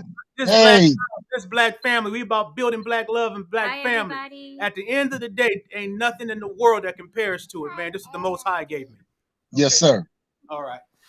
So let me tell you one of the things that I think that what my father gave me that helped me a lot. You guys be safe. See you in a minute, okay? Is I think the bounce back game was one of the things that the really bounce back game. The bounce yes, back sir. game. You know that okay. Here, man. Woo! That bounce back game, man, is just like so powerful, man. Yes, sir. For you who don't know the bounce back game, I'm gonna give it to you. And my father was telling me, he gave me the bounce back game. So if I had a situation, what I would say is a lot of guys err in, say the bride went over there and she got out of pocket with somebody, right? But when the girl come back, the dude is, man, we mess with that nigga and messing with that guy, and they talk so much about the dude that they run the girl right back to him, right? You know what I'm saying? So when I would meet a female back in the game, I would tell them, listen, let me tell you that I'm not gonna never judge you by any mistake you make, because I done made disasters in my life and I've overcome disasters, right? I'm not gonna ever judge you by any mistake, but I'm gonna judge you by how you bounce back from your mistakes. And I would say it's like if you're walking down the street and you fall into some mud. You don't never know how much mud you fall into until you start getting up and you brush. God dang, you brush yourself off.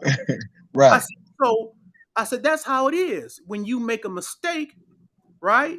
You don't wallow in the mistake. You get up, you brush yourself off, and you come get it back right with me. I said, because broad, you know what? I'm the problem solver. Brush yourself off and come get it back right with the problem solver, right? Yes, sir.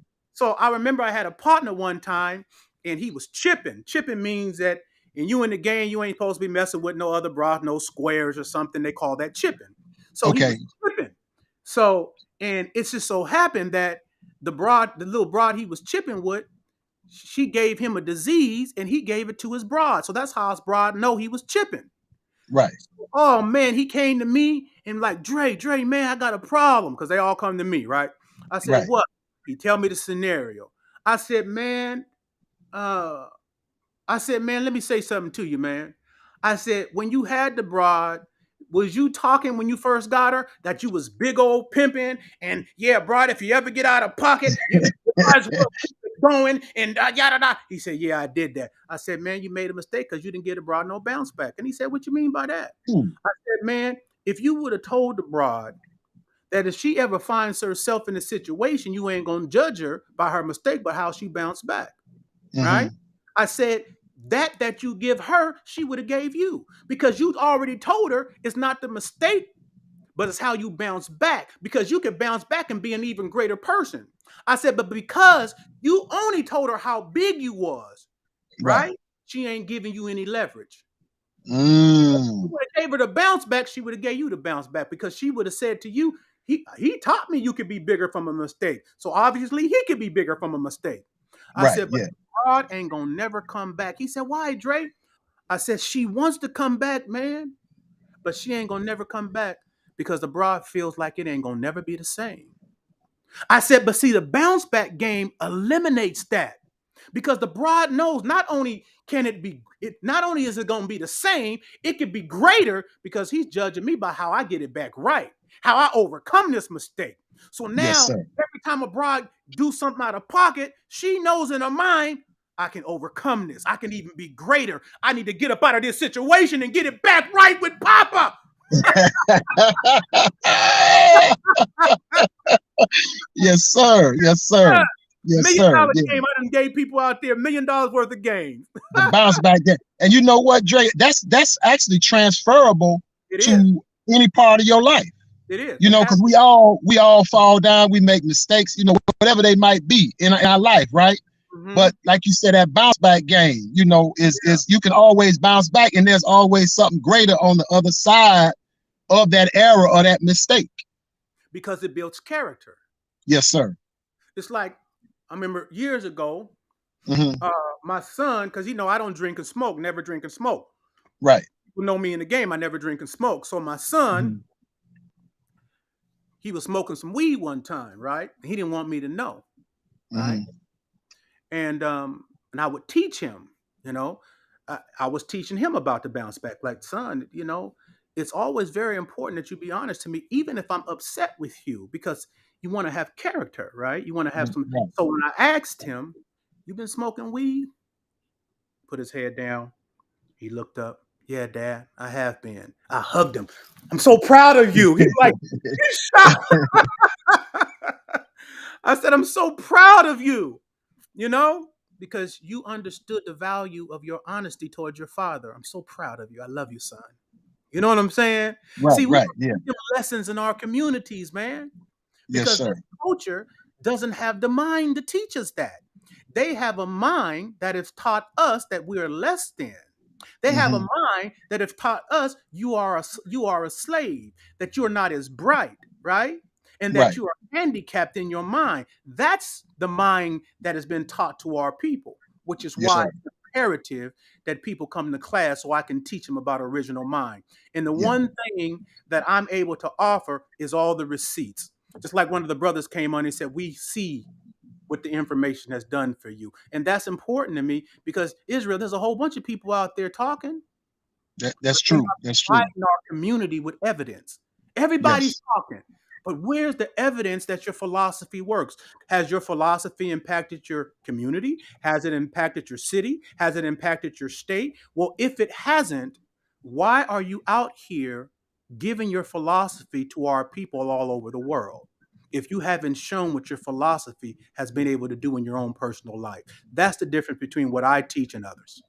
That's true. Yeah, I agree. Hey, and and Drake, this is one parting thing, right? Before I go, I wanted to ask you, one of my mentors, he told me that all social problems need institutional solutions, right?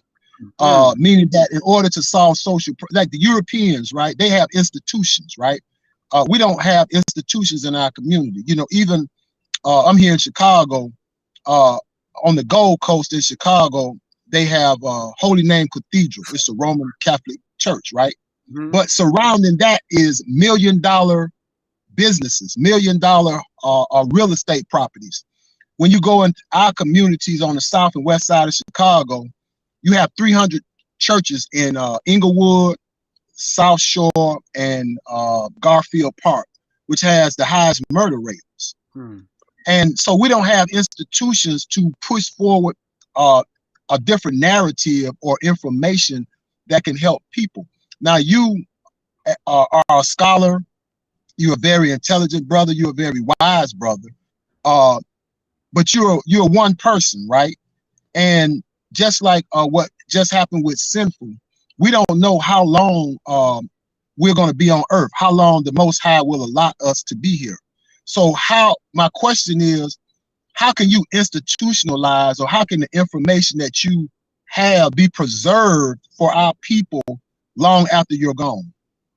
That's a good question. So let me go back to, we don't know how long, and most of us don't, right? Okay, yes, sir. Most of us don't. But, you know, the Most High, you know,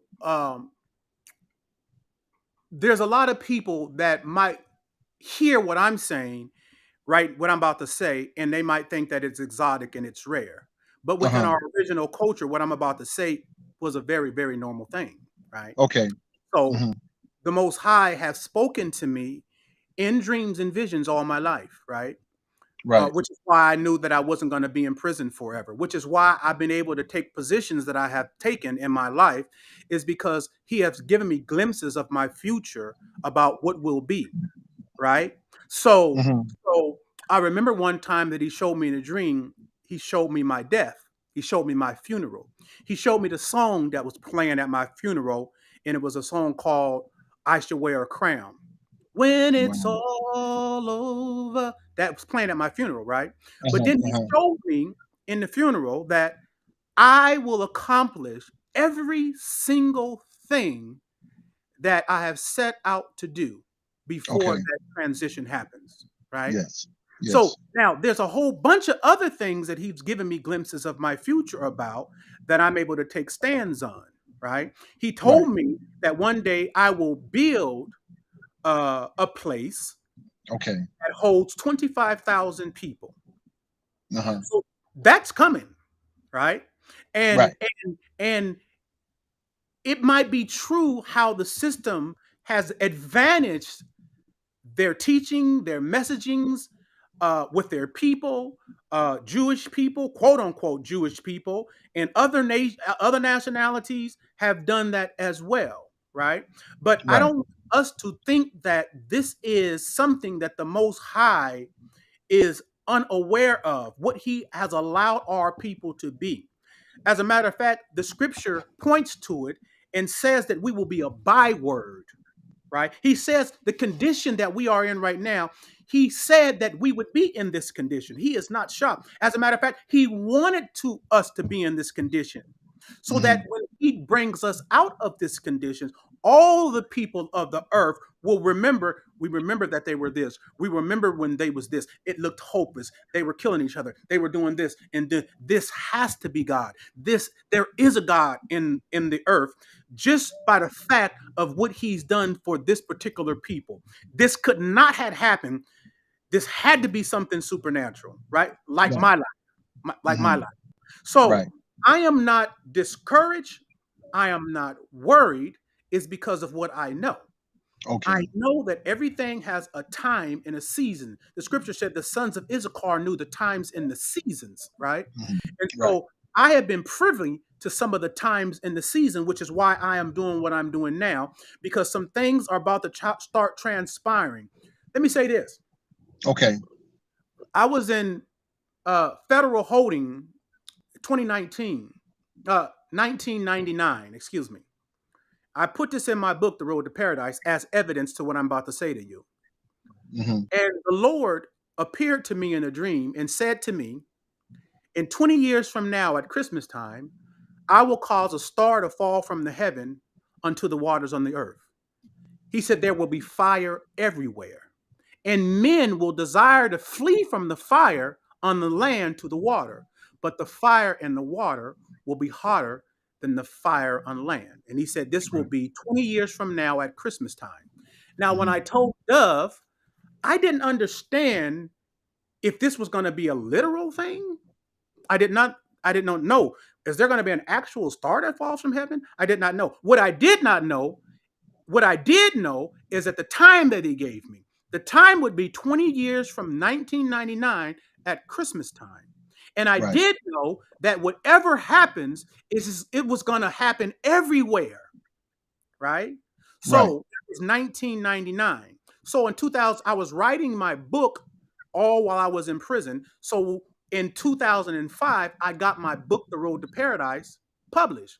And in my book, I talk about the prophecy that the Most High gave me.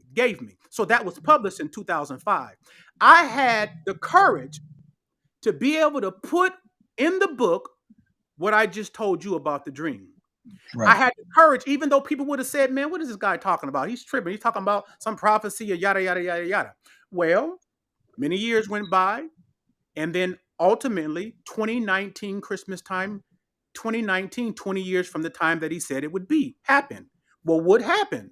What happened that happened everywhere? Well, COVID happened. Right. If you look up COVID, COVID happened 2019 Christmas time. So the Most High was telling me about this event. Did it happen everywhere? COVID went everywhere. Everywhere. Yeah. Everywhere. Right? So that was the prophecy. So what was that for? Was that for the world? No, because I said it way back then, whether they believe me or not. It wasn't for them. It was for Andre. It was for Andre to know that the Most High was real. It was for Andre to know that he was with me. It was for Andre to know, as sure as I told you that, all the other things that I told you shall manifest too. Do you understand what I'm saying? Yeah. So I was saying earlier what I was about to say might make people shocked, because the scripture says that if there is a prophet amongst you, I myself will reveal myself to him in a vision, and I will speak to him in a dream. In this culture, this foreign culture, that is not a normal way of thinking. That's one of the things that we lost, that was taken from us. That normal way of thinking, that expectation that the Most High will come to us in visions and in dreams. It would be something that would be normal, a normal way we think, right? A normal way that we operate, right? So along with that, all the other things that have transpired, the reason why all these things have transpired is because from 16 until now, the Most High have been speaking to me. I have so many things that he's said to me, especially when I was younger, right, that I have put in my book, The Road to Paradise, about my prison situation. Why did I act like I acted? I remember one time in 2005, I went to a Beyonce party, a BET party down in LA. And I seen Jay-Z there. I seen Puffy there. I seen Jamie Foxx. A lot of celebrities were there. But I'm mentioning them because they recognized me, right? Because Jay-Z came up to me and said, man, Dre, man, damn, all that shit you was talking about in that movie, man, whew, you was a motherfucker, right? and Puffy came up to me, man, when'd you get out? So they recognized me. You understand what I'm saying? Yes. But so what I'm saying is, why I'm saying all that to say this, that all these years, all this time, right, I had certain things that the Most High had given me to propel me, for me to be confident in the things that he was teaching me. And he would let me know that I will show that I am with you. Don't worry about it. You just keep obeying me, and I will have the evidence that I'm with you. The situations will be created that I'm with you. So now that I'm talking right now, right, I'm able to come with the receipts, the evidence that the Most High is real, that what I teach is real. How do you know what truth is? What does the scripture say? The scripture says that signs and wonders will follow the message. That's how you know what truth is. Because God holds the terms of the signs and the wonders, the exploits, the great events, the great happenings. The Most High holds the terms. You could be a billionaire, but you can't produce miracles. You can't produce great happenings like the Most High, right? So the Most High holds the term. So when I come to speak to my people, he knew I had to come with the receipts, because that's the only way you can know what truth is. Does what the Most High say, that the signs and wonders will follow the message? Do we see any of those any power in the churches? No. You don't see any power in churches whatsoever. No. Do you see any power anywhere? No. No. The Most High holds the terms. But the Most High take a man born from a pimp and a prostitute and have him submit a whole state. Have his work reach the presidency, where even President Trump had to call me. That is the evidence. That is the receipts. Right. So Yeah. that's what I'm bringing. Okay. And it's not for everybody, Israel. It's only for the remnant. That's what I call my classes, the remnant. This ain't, I don't care who don't believe. It doesn't matter to me. I'm only interested in the remnant. Gotcha. And if you are the remnant, you will also be empowered by the information, because the information is transferable and it belongs to us anyway. We're tired of being defeated. We're tired of being on the bottom. I don't teach that. I teach conquering. Yes, sir. All right, beloved. I appreciate it, man. It's always a pleasure, man. All right. Yeah, keep up. All right, keep up the good work, Dre. All right, peace. Okay. All right. Michael, where you at? Couple more minutes and I'm gone up out of here. Where you at? Michael, a whole lot of great wit. Oh, there you go. What's up, family? A whole lot of great. I'm not sure. I'm trying to see if I'm on. Can you hear me? We can hear you, but we can't see you. Yeah, I'm trying to cut the camera on now. There. Take your time. Take your time. I just saw you a minute ago. There you go. There you go. Whatever you just did is him. There you go. What's up, family?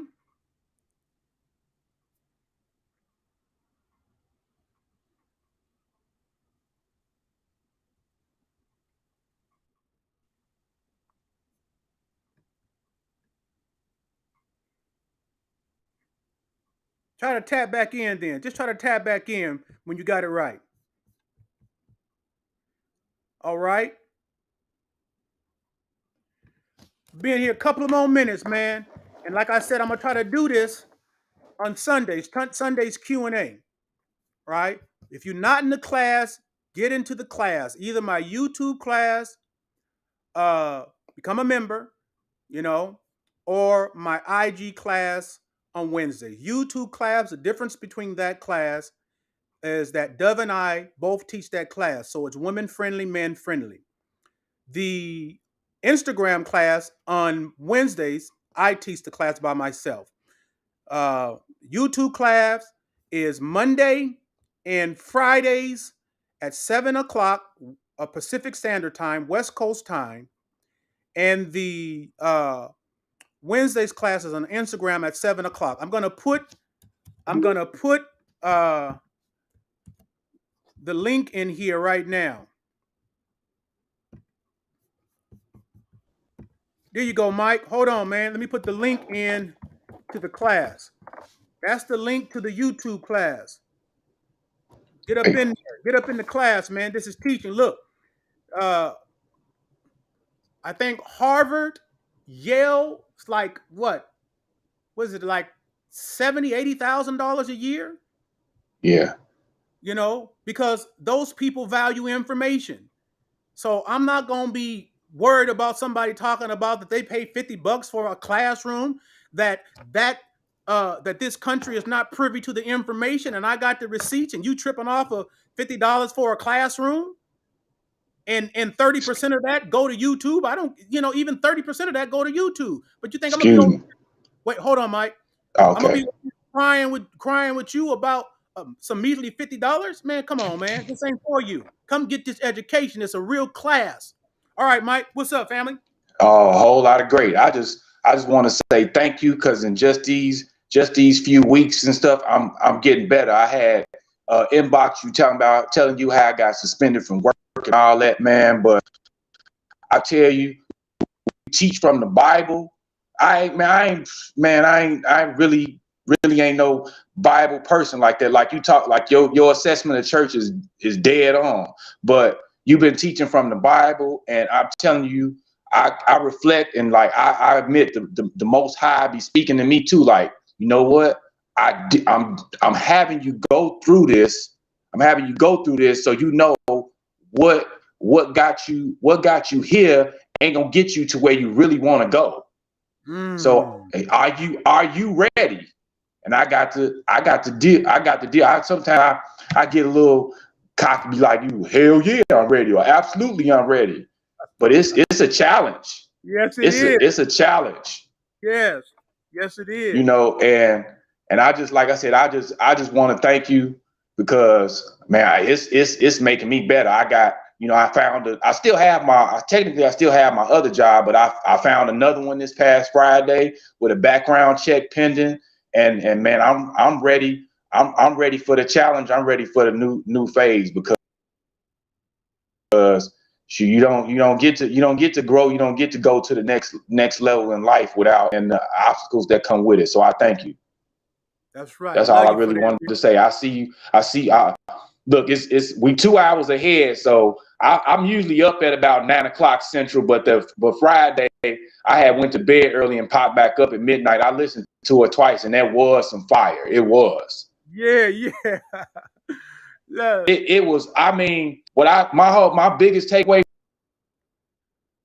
from it is that if you in a relationship, never be a question as to, look, if so and so need me, do they have my back? Or if I need so and so, do they, do y'all a union, y'all a team, y'all a unit. It should be, we are our best selves for ourselves first and foremost, and the other person, or in my case, the people involved. So beautiful. I thank you, man. That's all I wanted to say. I love you, Mike. See you in class tomorrow, fam. Yes. One.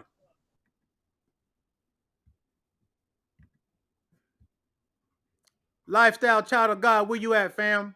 We on now. Oh, how you? What's up, doing, family? Sir? What's that? How you doing? I'm doing all right. Thank you, sir. Thank you for following. I love that you talk about the moment. I know you be slipping some gems in there from your previous experiences, and I understand that. But watching your show has definitely magnetized my mind, and I've been like looking back at your old really to capture those stuff like that. So I'm very grateful and continue to work with the Most High. Blessings, family. Love you for that. Peace. Keep on. Peace, Lamb. All right. What's up, big guy? How you doing, man? I'm well, family. How you doing? Man. I mean, you know what I'm saying? I mean, I could give you the long story or the short story, you know what I'm saying? But Give me whatever you know you what I'm want to give me. shit, hey man, look, bro, man. I'm gonna be honest with you, bro, man. Like, there's really not a lot of people out there in this world, bro, that are as fly as certain people, man. Like, there's certain people that just do it differently, man. You know what I'm saying? And man, I done been through so much bullshit, man. I done had such a fucked up life, man. But you know what I'm saying? Like, and a great life, because there's people dying right now. You know what I'm saying? And Pablo Escobar, you know what I'm saying? He would have gave his last billion just to live another year. You know what I'm saying? In his worst moments. So I mean, I got a future. I got good things going on. So, you know what I'm saying? But I'm not gonna say it's not difficult, man, not being who I am in my heart, man. But I remember what you said in one of your things. You like, man, just wait till I get this XXY. Wait till I get this YYZ. Wait till I, you know what I'm saying, get to where I'm supposed to be. You know what I'm saying? And that really resonated with me because that's how I feel so much of the time. You know what I mean? So, it is what it is, man. Yeah, man. So let me ask you a question though, man, because I sent a email to your gorgeousdre.com, right? Mhm. And what I was asking is this: you basically, because you hear a lot of people talk about, oh, right, respect. You gotta have the respect. You gotta make sure that, these women respect you, man. They walking all over you, all this other type of stuff, right? But then there's the other side of that story, right? There's the other side to where it's like, yo, man, I'm gonna open the door for this person over here, and if they don't respect that, then they stupid, and I can't be around that. But I'm not gonna not open the door for them. You see what I'm saying? Out of respect for just being a gentleman. You see what I'm saying that I am. You know what I mean? So I think it's that the whole situation is very convoluted, and there's so many opinions from so many highly respected people. You know what I'm saying? Is it, all on a, what I'm saying, B, what I'm saying? Or is it, um I feel like I'm more of a, like, I do first, I show first, I'm a, introduce my way of thinking first. You know what I'm saying? I'm gonna do, show it's safe to go through this door. You see what I'm saying? To make people comfortable with working with me in a very sacred, rare space. So I mean, what do you think, man? Like, what do you think, man? I teach this often. A remnant member can be on here right now and answer that. Uh, Okay. what I teach is it's never about the individual or why you're doing something. Mm, It always has to be about who you are. Because if it's who you mm, are, you could care less about whether they get it or not, right? I said right. earlier when I Yeah. was talking to Dove, when I was telling, when I met her, and I was telling her, I'm not who I am because of you. This is who I am because there are fundamental principles that I live my life by. See, if you Mm-hmm, take what you say and it's a principle to you, you stand on it regardless because it's a right. principle to you. It ain't even about her. You ain't gonna, empower her and make anything about her, right? Because if you make Mm-hmm. it about the person can make you mad, then you're gonna stop doing it. Then it was never Well, you. but okay, okay. Well. Let me add a. Let me like go into that. I think that's an interesting door. That's an interesting folder to click, right? So this is what I'm thinking, right? Okay, well, it's like if I'm a nice guy, right? Somebody disrespects me, right? I'm not gonna continue to be nice to him. I'm gonna close that door. I'm gonna be like, okay, look, that's for somebody else. You see what I'm saying? That's for somebody that deserves this. You only have a person only has so many resources. They gotta make sure that it's given to the people that deserve it the absolute most. Okay, but You know what let I'm me. saying? You said something out of your mouth that I think you need to think about. You said if a person disrespectful, you're not going to continue to be nice to them. I don't even know what that I mean, means. you could be nice to. I mean, you could be like, look, bro. If I try to rob PayPal, they're gonna be real nice to me. They're gonna say, "I'm sorry." You know what I'm saying? We cannot process this request at this time. You know what I'm saying? Here's a number right here, and we'll contact you. You see what I'm saying? They'll be nice But, about it, but they're not gonna let it happen. but the wordings of being nice to a person is the wrong Okay. wording, right?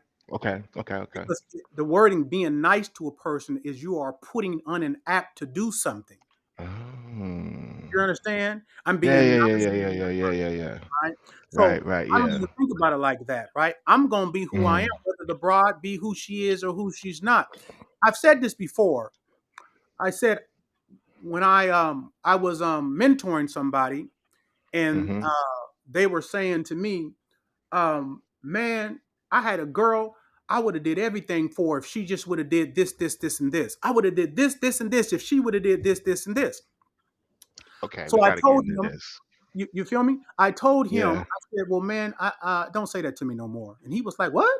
I said, don't say that to me. I said, because what you're actually saying is, Mm-hmm. in order for you to be a man, you need her to be a woman. But this isn't what I'm saying. I'm like, okay, okay. Okay, well, let me tell Would you be offended? Would you be offended if I gave a caveat or something like that? Just like gave a you. Go my ahead. perspective on situation. Go ahead. All right, because the way that I look at it is like this. And please correct me if I'm wrong, sir, Sure. my friend Andre, gorgeous motherfucking Dre. Now, if I'm wrong, okay, the way I look at it is like this, right? If like for example, right? Okay. I I mean, it's not about being a man or it's not like okay, I'm going to it's not like because you got to understand, right? It always offends me when I hear somebody talk about putting hands on somebody, right? Hmm. That's just what I'm saying. It's like, yo, my guy, man, you could just drop her, find somebody new. What are you doing that? Well, I only did it because she did this. You see what I'm saying? And I have to correct this. You see what I'm saying? Hmm. And I kind of I mean on one level I understand that people do need to be corrected because if I'm wrong about something, you see what I'm saying, and if I'm bringing in the wrong energy into a room or something like that, you're gonna say, hey, yo, wait a minute. Da, da, da, da, da, da, da, da, da. Obviously, it doesn't have to be extreme. It doesn't have to be criminal or nothing like that. But you add a caveat. You put your foot in the door and say, hey, it doesn't go like that. It really goes like this. You know what I'm saying? It just becomes an understanding, right? So I could understand if it's like, okay, I'm gonna drop being a man, but it's not that serious though. It's just I'm going to stop putting my money in a into a ravine where it's not gonna get good use. You see what said I'm saying? 3-4 different things. Let me try to nip it in the bud for you. Okay, let me Please. try to nip it in the bud for you. So,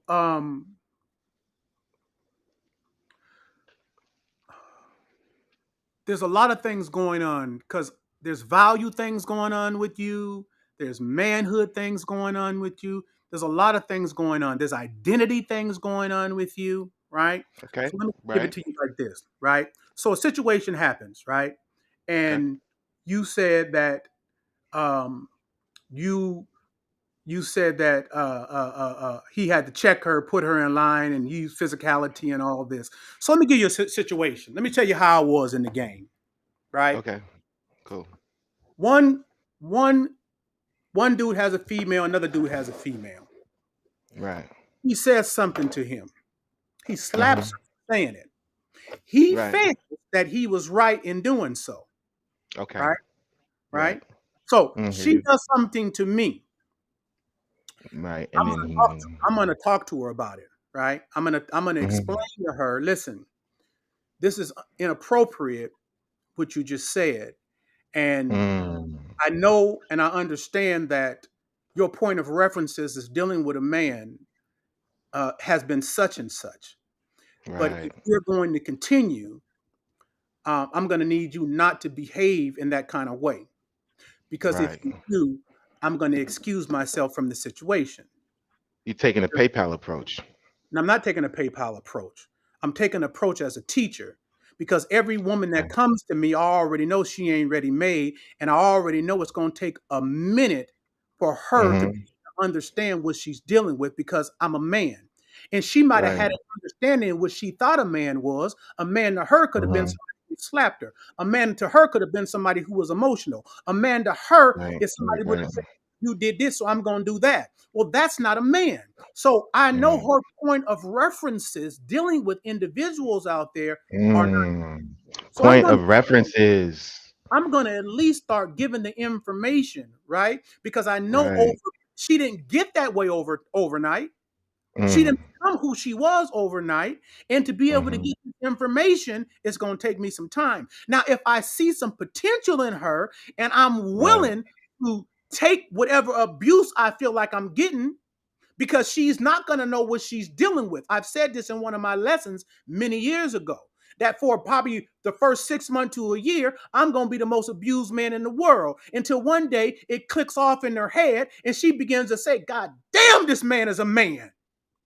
But before her point of reference of what a man is off. So if I Right. already know that, I already know it's going to take me some teaching, right? And while I'm teaching, she's going to do some very, very offensive things. When a person goes to a university or when a person goes to school, right? They're trying to get a degree, right? The teacher already knows you're not going to get the degree the first semester. The teacher Right. knows Right. it's going Right. to take you 4 years to get this information and to get this degree. Mm-hmm. All he wants you to Mm-hmm. do is come to class, be attentive, and act like you want it. And as long as you come to class and be attentive, I'm going to give it to you. The same with a relationship. As long as you come to class and you be attentive, I'm going to give it to you. If you don't come to class, if you're not attentive, this is not what you want. I'm going to keep it pushing. That's the only way I can simplify it for you, family. Right. Hey, man, I think that is a very fair. I mean, it seems like one of the more because man, so much of this stuff is clickbait, man. It's like I'm a tough guy, I'm a tough guy, Just I'm a fucking, you know take what I'm saying? take those fundamentals, run with that because other people are on. I don't want to keep them waiting, bro. No, I no, no, want I feel you, bro. Hey, to man, I don't know how to disconnect from this thing, but don't worry about it. I thank you, got you. All love, thank you, family. man. I appreciate you, man. Thank you so much, big guy. One. All right, I'm gonna take one more person. One more person, I'm gone.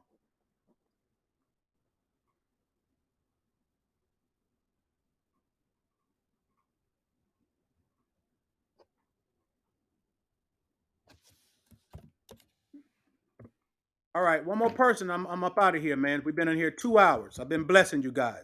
Have you given your tithes? Be respectful to the information.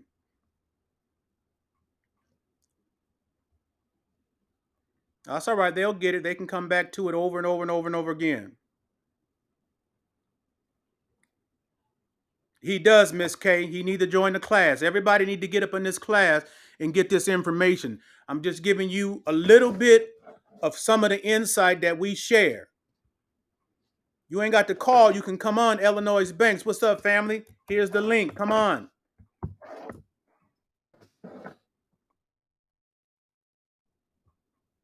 That's the link. You can come on. In the chat. The link's in the chat.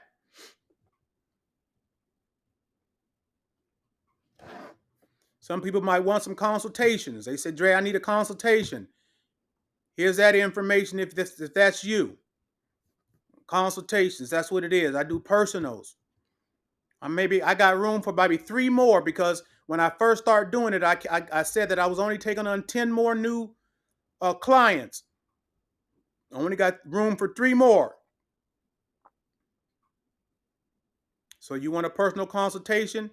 You want to be a blessing? Here's the Cash App. Here's the PayPal. Or you want consultation? This is it. At any rate, I'm about to leave if nobody else want to come on. I'm going to lace you enough. Class tomorrow, 7 p.m. Oh, no, that's not the, hold on, man. I'm putting, sorry, Illinois. I'm putting the link in to join the class. Here's the link here to get on. Sorry, you guys, I'm tripping. This is the link to come on. Tripping. I was putting the link up to join the class.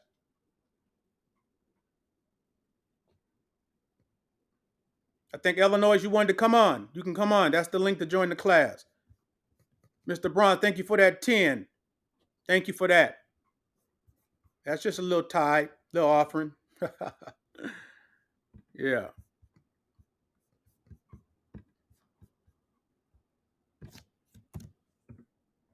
It's a love gift. That's the link to come on right now. If you want to get up on here, just that's the link. Right? Because I'm about to leave. About to chill for a minute. So before I leave, I'm gonna say this, man. I've lived many different lives, man. You know what I'm saying? Been in the game. I've had multiple women, 8 women at one time, all different nationalities, white, black, Asian, everything. You know what I'm saying? Hold on, family. I'm about to bring you on. What's going on, loved one? Hey, what's going on, Dre? You, family, you. I just had a quick question. So, you know, this is a game-related question. I don't know if I can ask this or not, or what was the, Well, whatever the topic was. But really, I'm just trying to see is how can I take my woman to the next level? You know what I'm saying? Like, she's a person that she came to me already with some experience, but hold on, Illinois. Hold on, family. Go ahead. The experience she had, there's no problem. But the experience she has is not up to par to where it's not up to par to where I needed to be.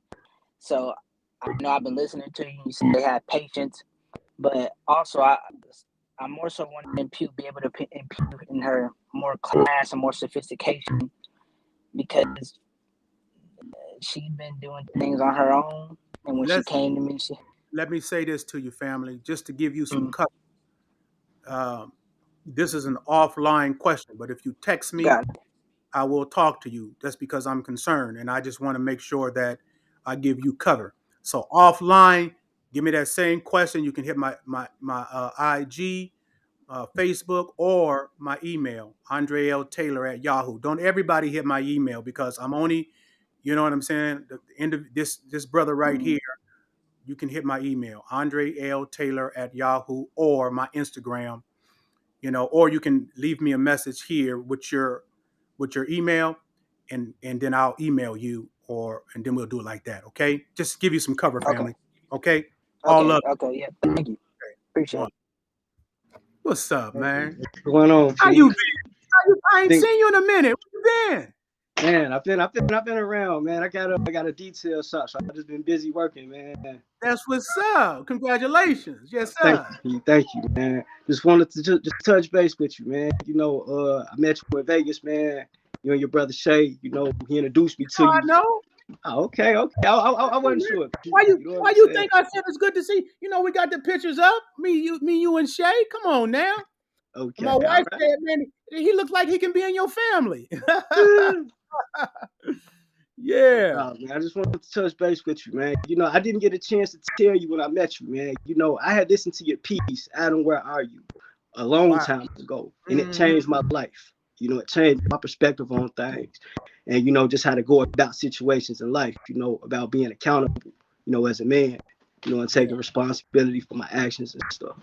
And it's always want to tell you that you always been an inspiration to me. I love you for that. Thank you for that, family. Proud of you. Man. Don't be no stranger trying to tell me who you were. Boy, you know who I know you are. That's why I keep pulling your name, calling your name out, telling you to come on. Come on now. Oh, okay. All right. I wasn't so, man. You're a popular guy, Pete. Yeah, absolutely, man. And I'll be seeing pictures with you and your family and stuff. I'll be proud of you, man. Thank you, Kids man. and stuff, I'll be proud of you, man. Yeah, man. Keep on pressing, family. I will do, man. We kind of come from a similar background. My parents was in there too, so yeah. Well, you keep pushing, family. Love you, man. Be safe. Okay. Love you too, man. Stay up. Okay. No question. One. All right. So I'm up out here, man. I just wanted to say, like I said, I done lived the different lives, man, and I thank the Most High that He allowed me to to go through the game, to have that experience, right? And to be where I'm at now. There is life after the game, after the streets. You see, I haven't missed a beat. Went through a lot of difficult stuff, though. You know what I'm saying? But now you seeing the finished the finished product. The Most High don't forget. If you stay down, man, and you stay believing, and just go through whatever process He wants you to go through, man, there's victory at the other end. You can rest assured, man. If you in them trenches, if you in that game, just be encouraged, man. You know what I'm saying? Because like I said, man, there's a beautiful exit strategy, man. Yeah, the difference between me and some dudes is that, I can talk about everything because I can reflect back on everything. That's when you become empowered. I said this the other day. I was like, you can see me, you can see Bishop Don Juan, you can see Fillmore Slim, you can see Virgil, the Grand Master, and you can see longevity. But we're reflecting back on our life. We're reflecting back on what we lived and what we've come through, right? And we're not in it. And we're able to show you that you can have longevity. I think Fillmore Slim I think he's like 87 now. You know what I'm saying? Goes around the world doing his music. You feel me? Uh, Doing his blues. They love him everywhere, man. He be going over to Europe. You know what I'm saying? Bishop is still doing his thing. I think he had for New Year's, he had Cat Williams over there and some other celebrities and stuff. He doing his thing. The Grand Master's getting a movie about his life, Me, I done changed laws but we're all reflecting back. We're not in it.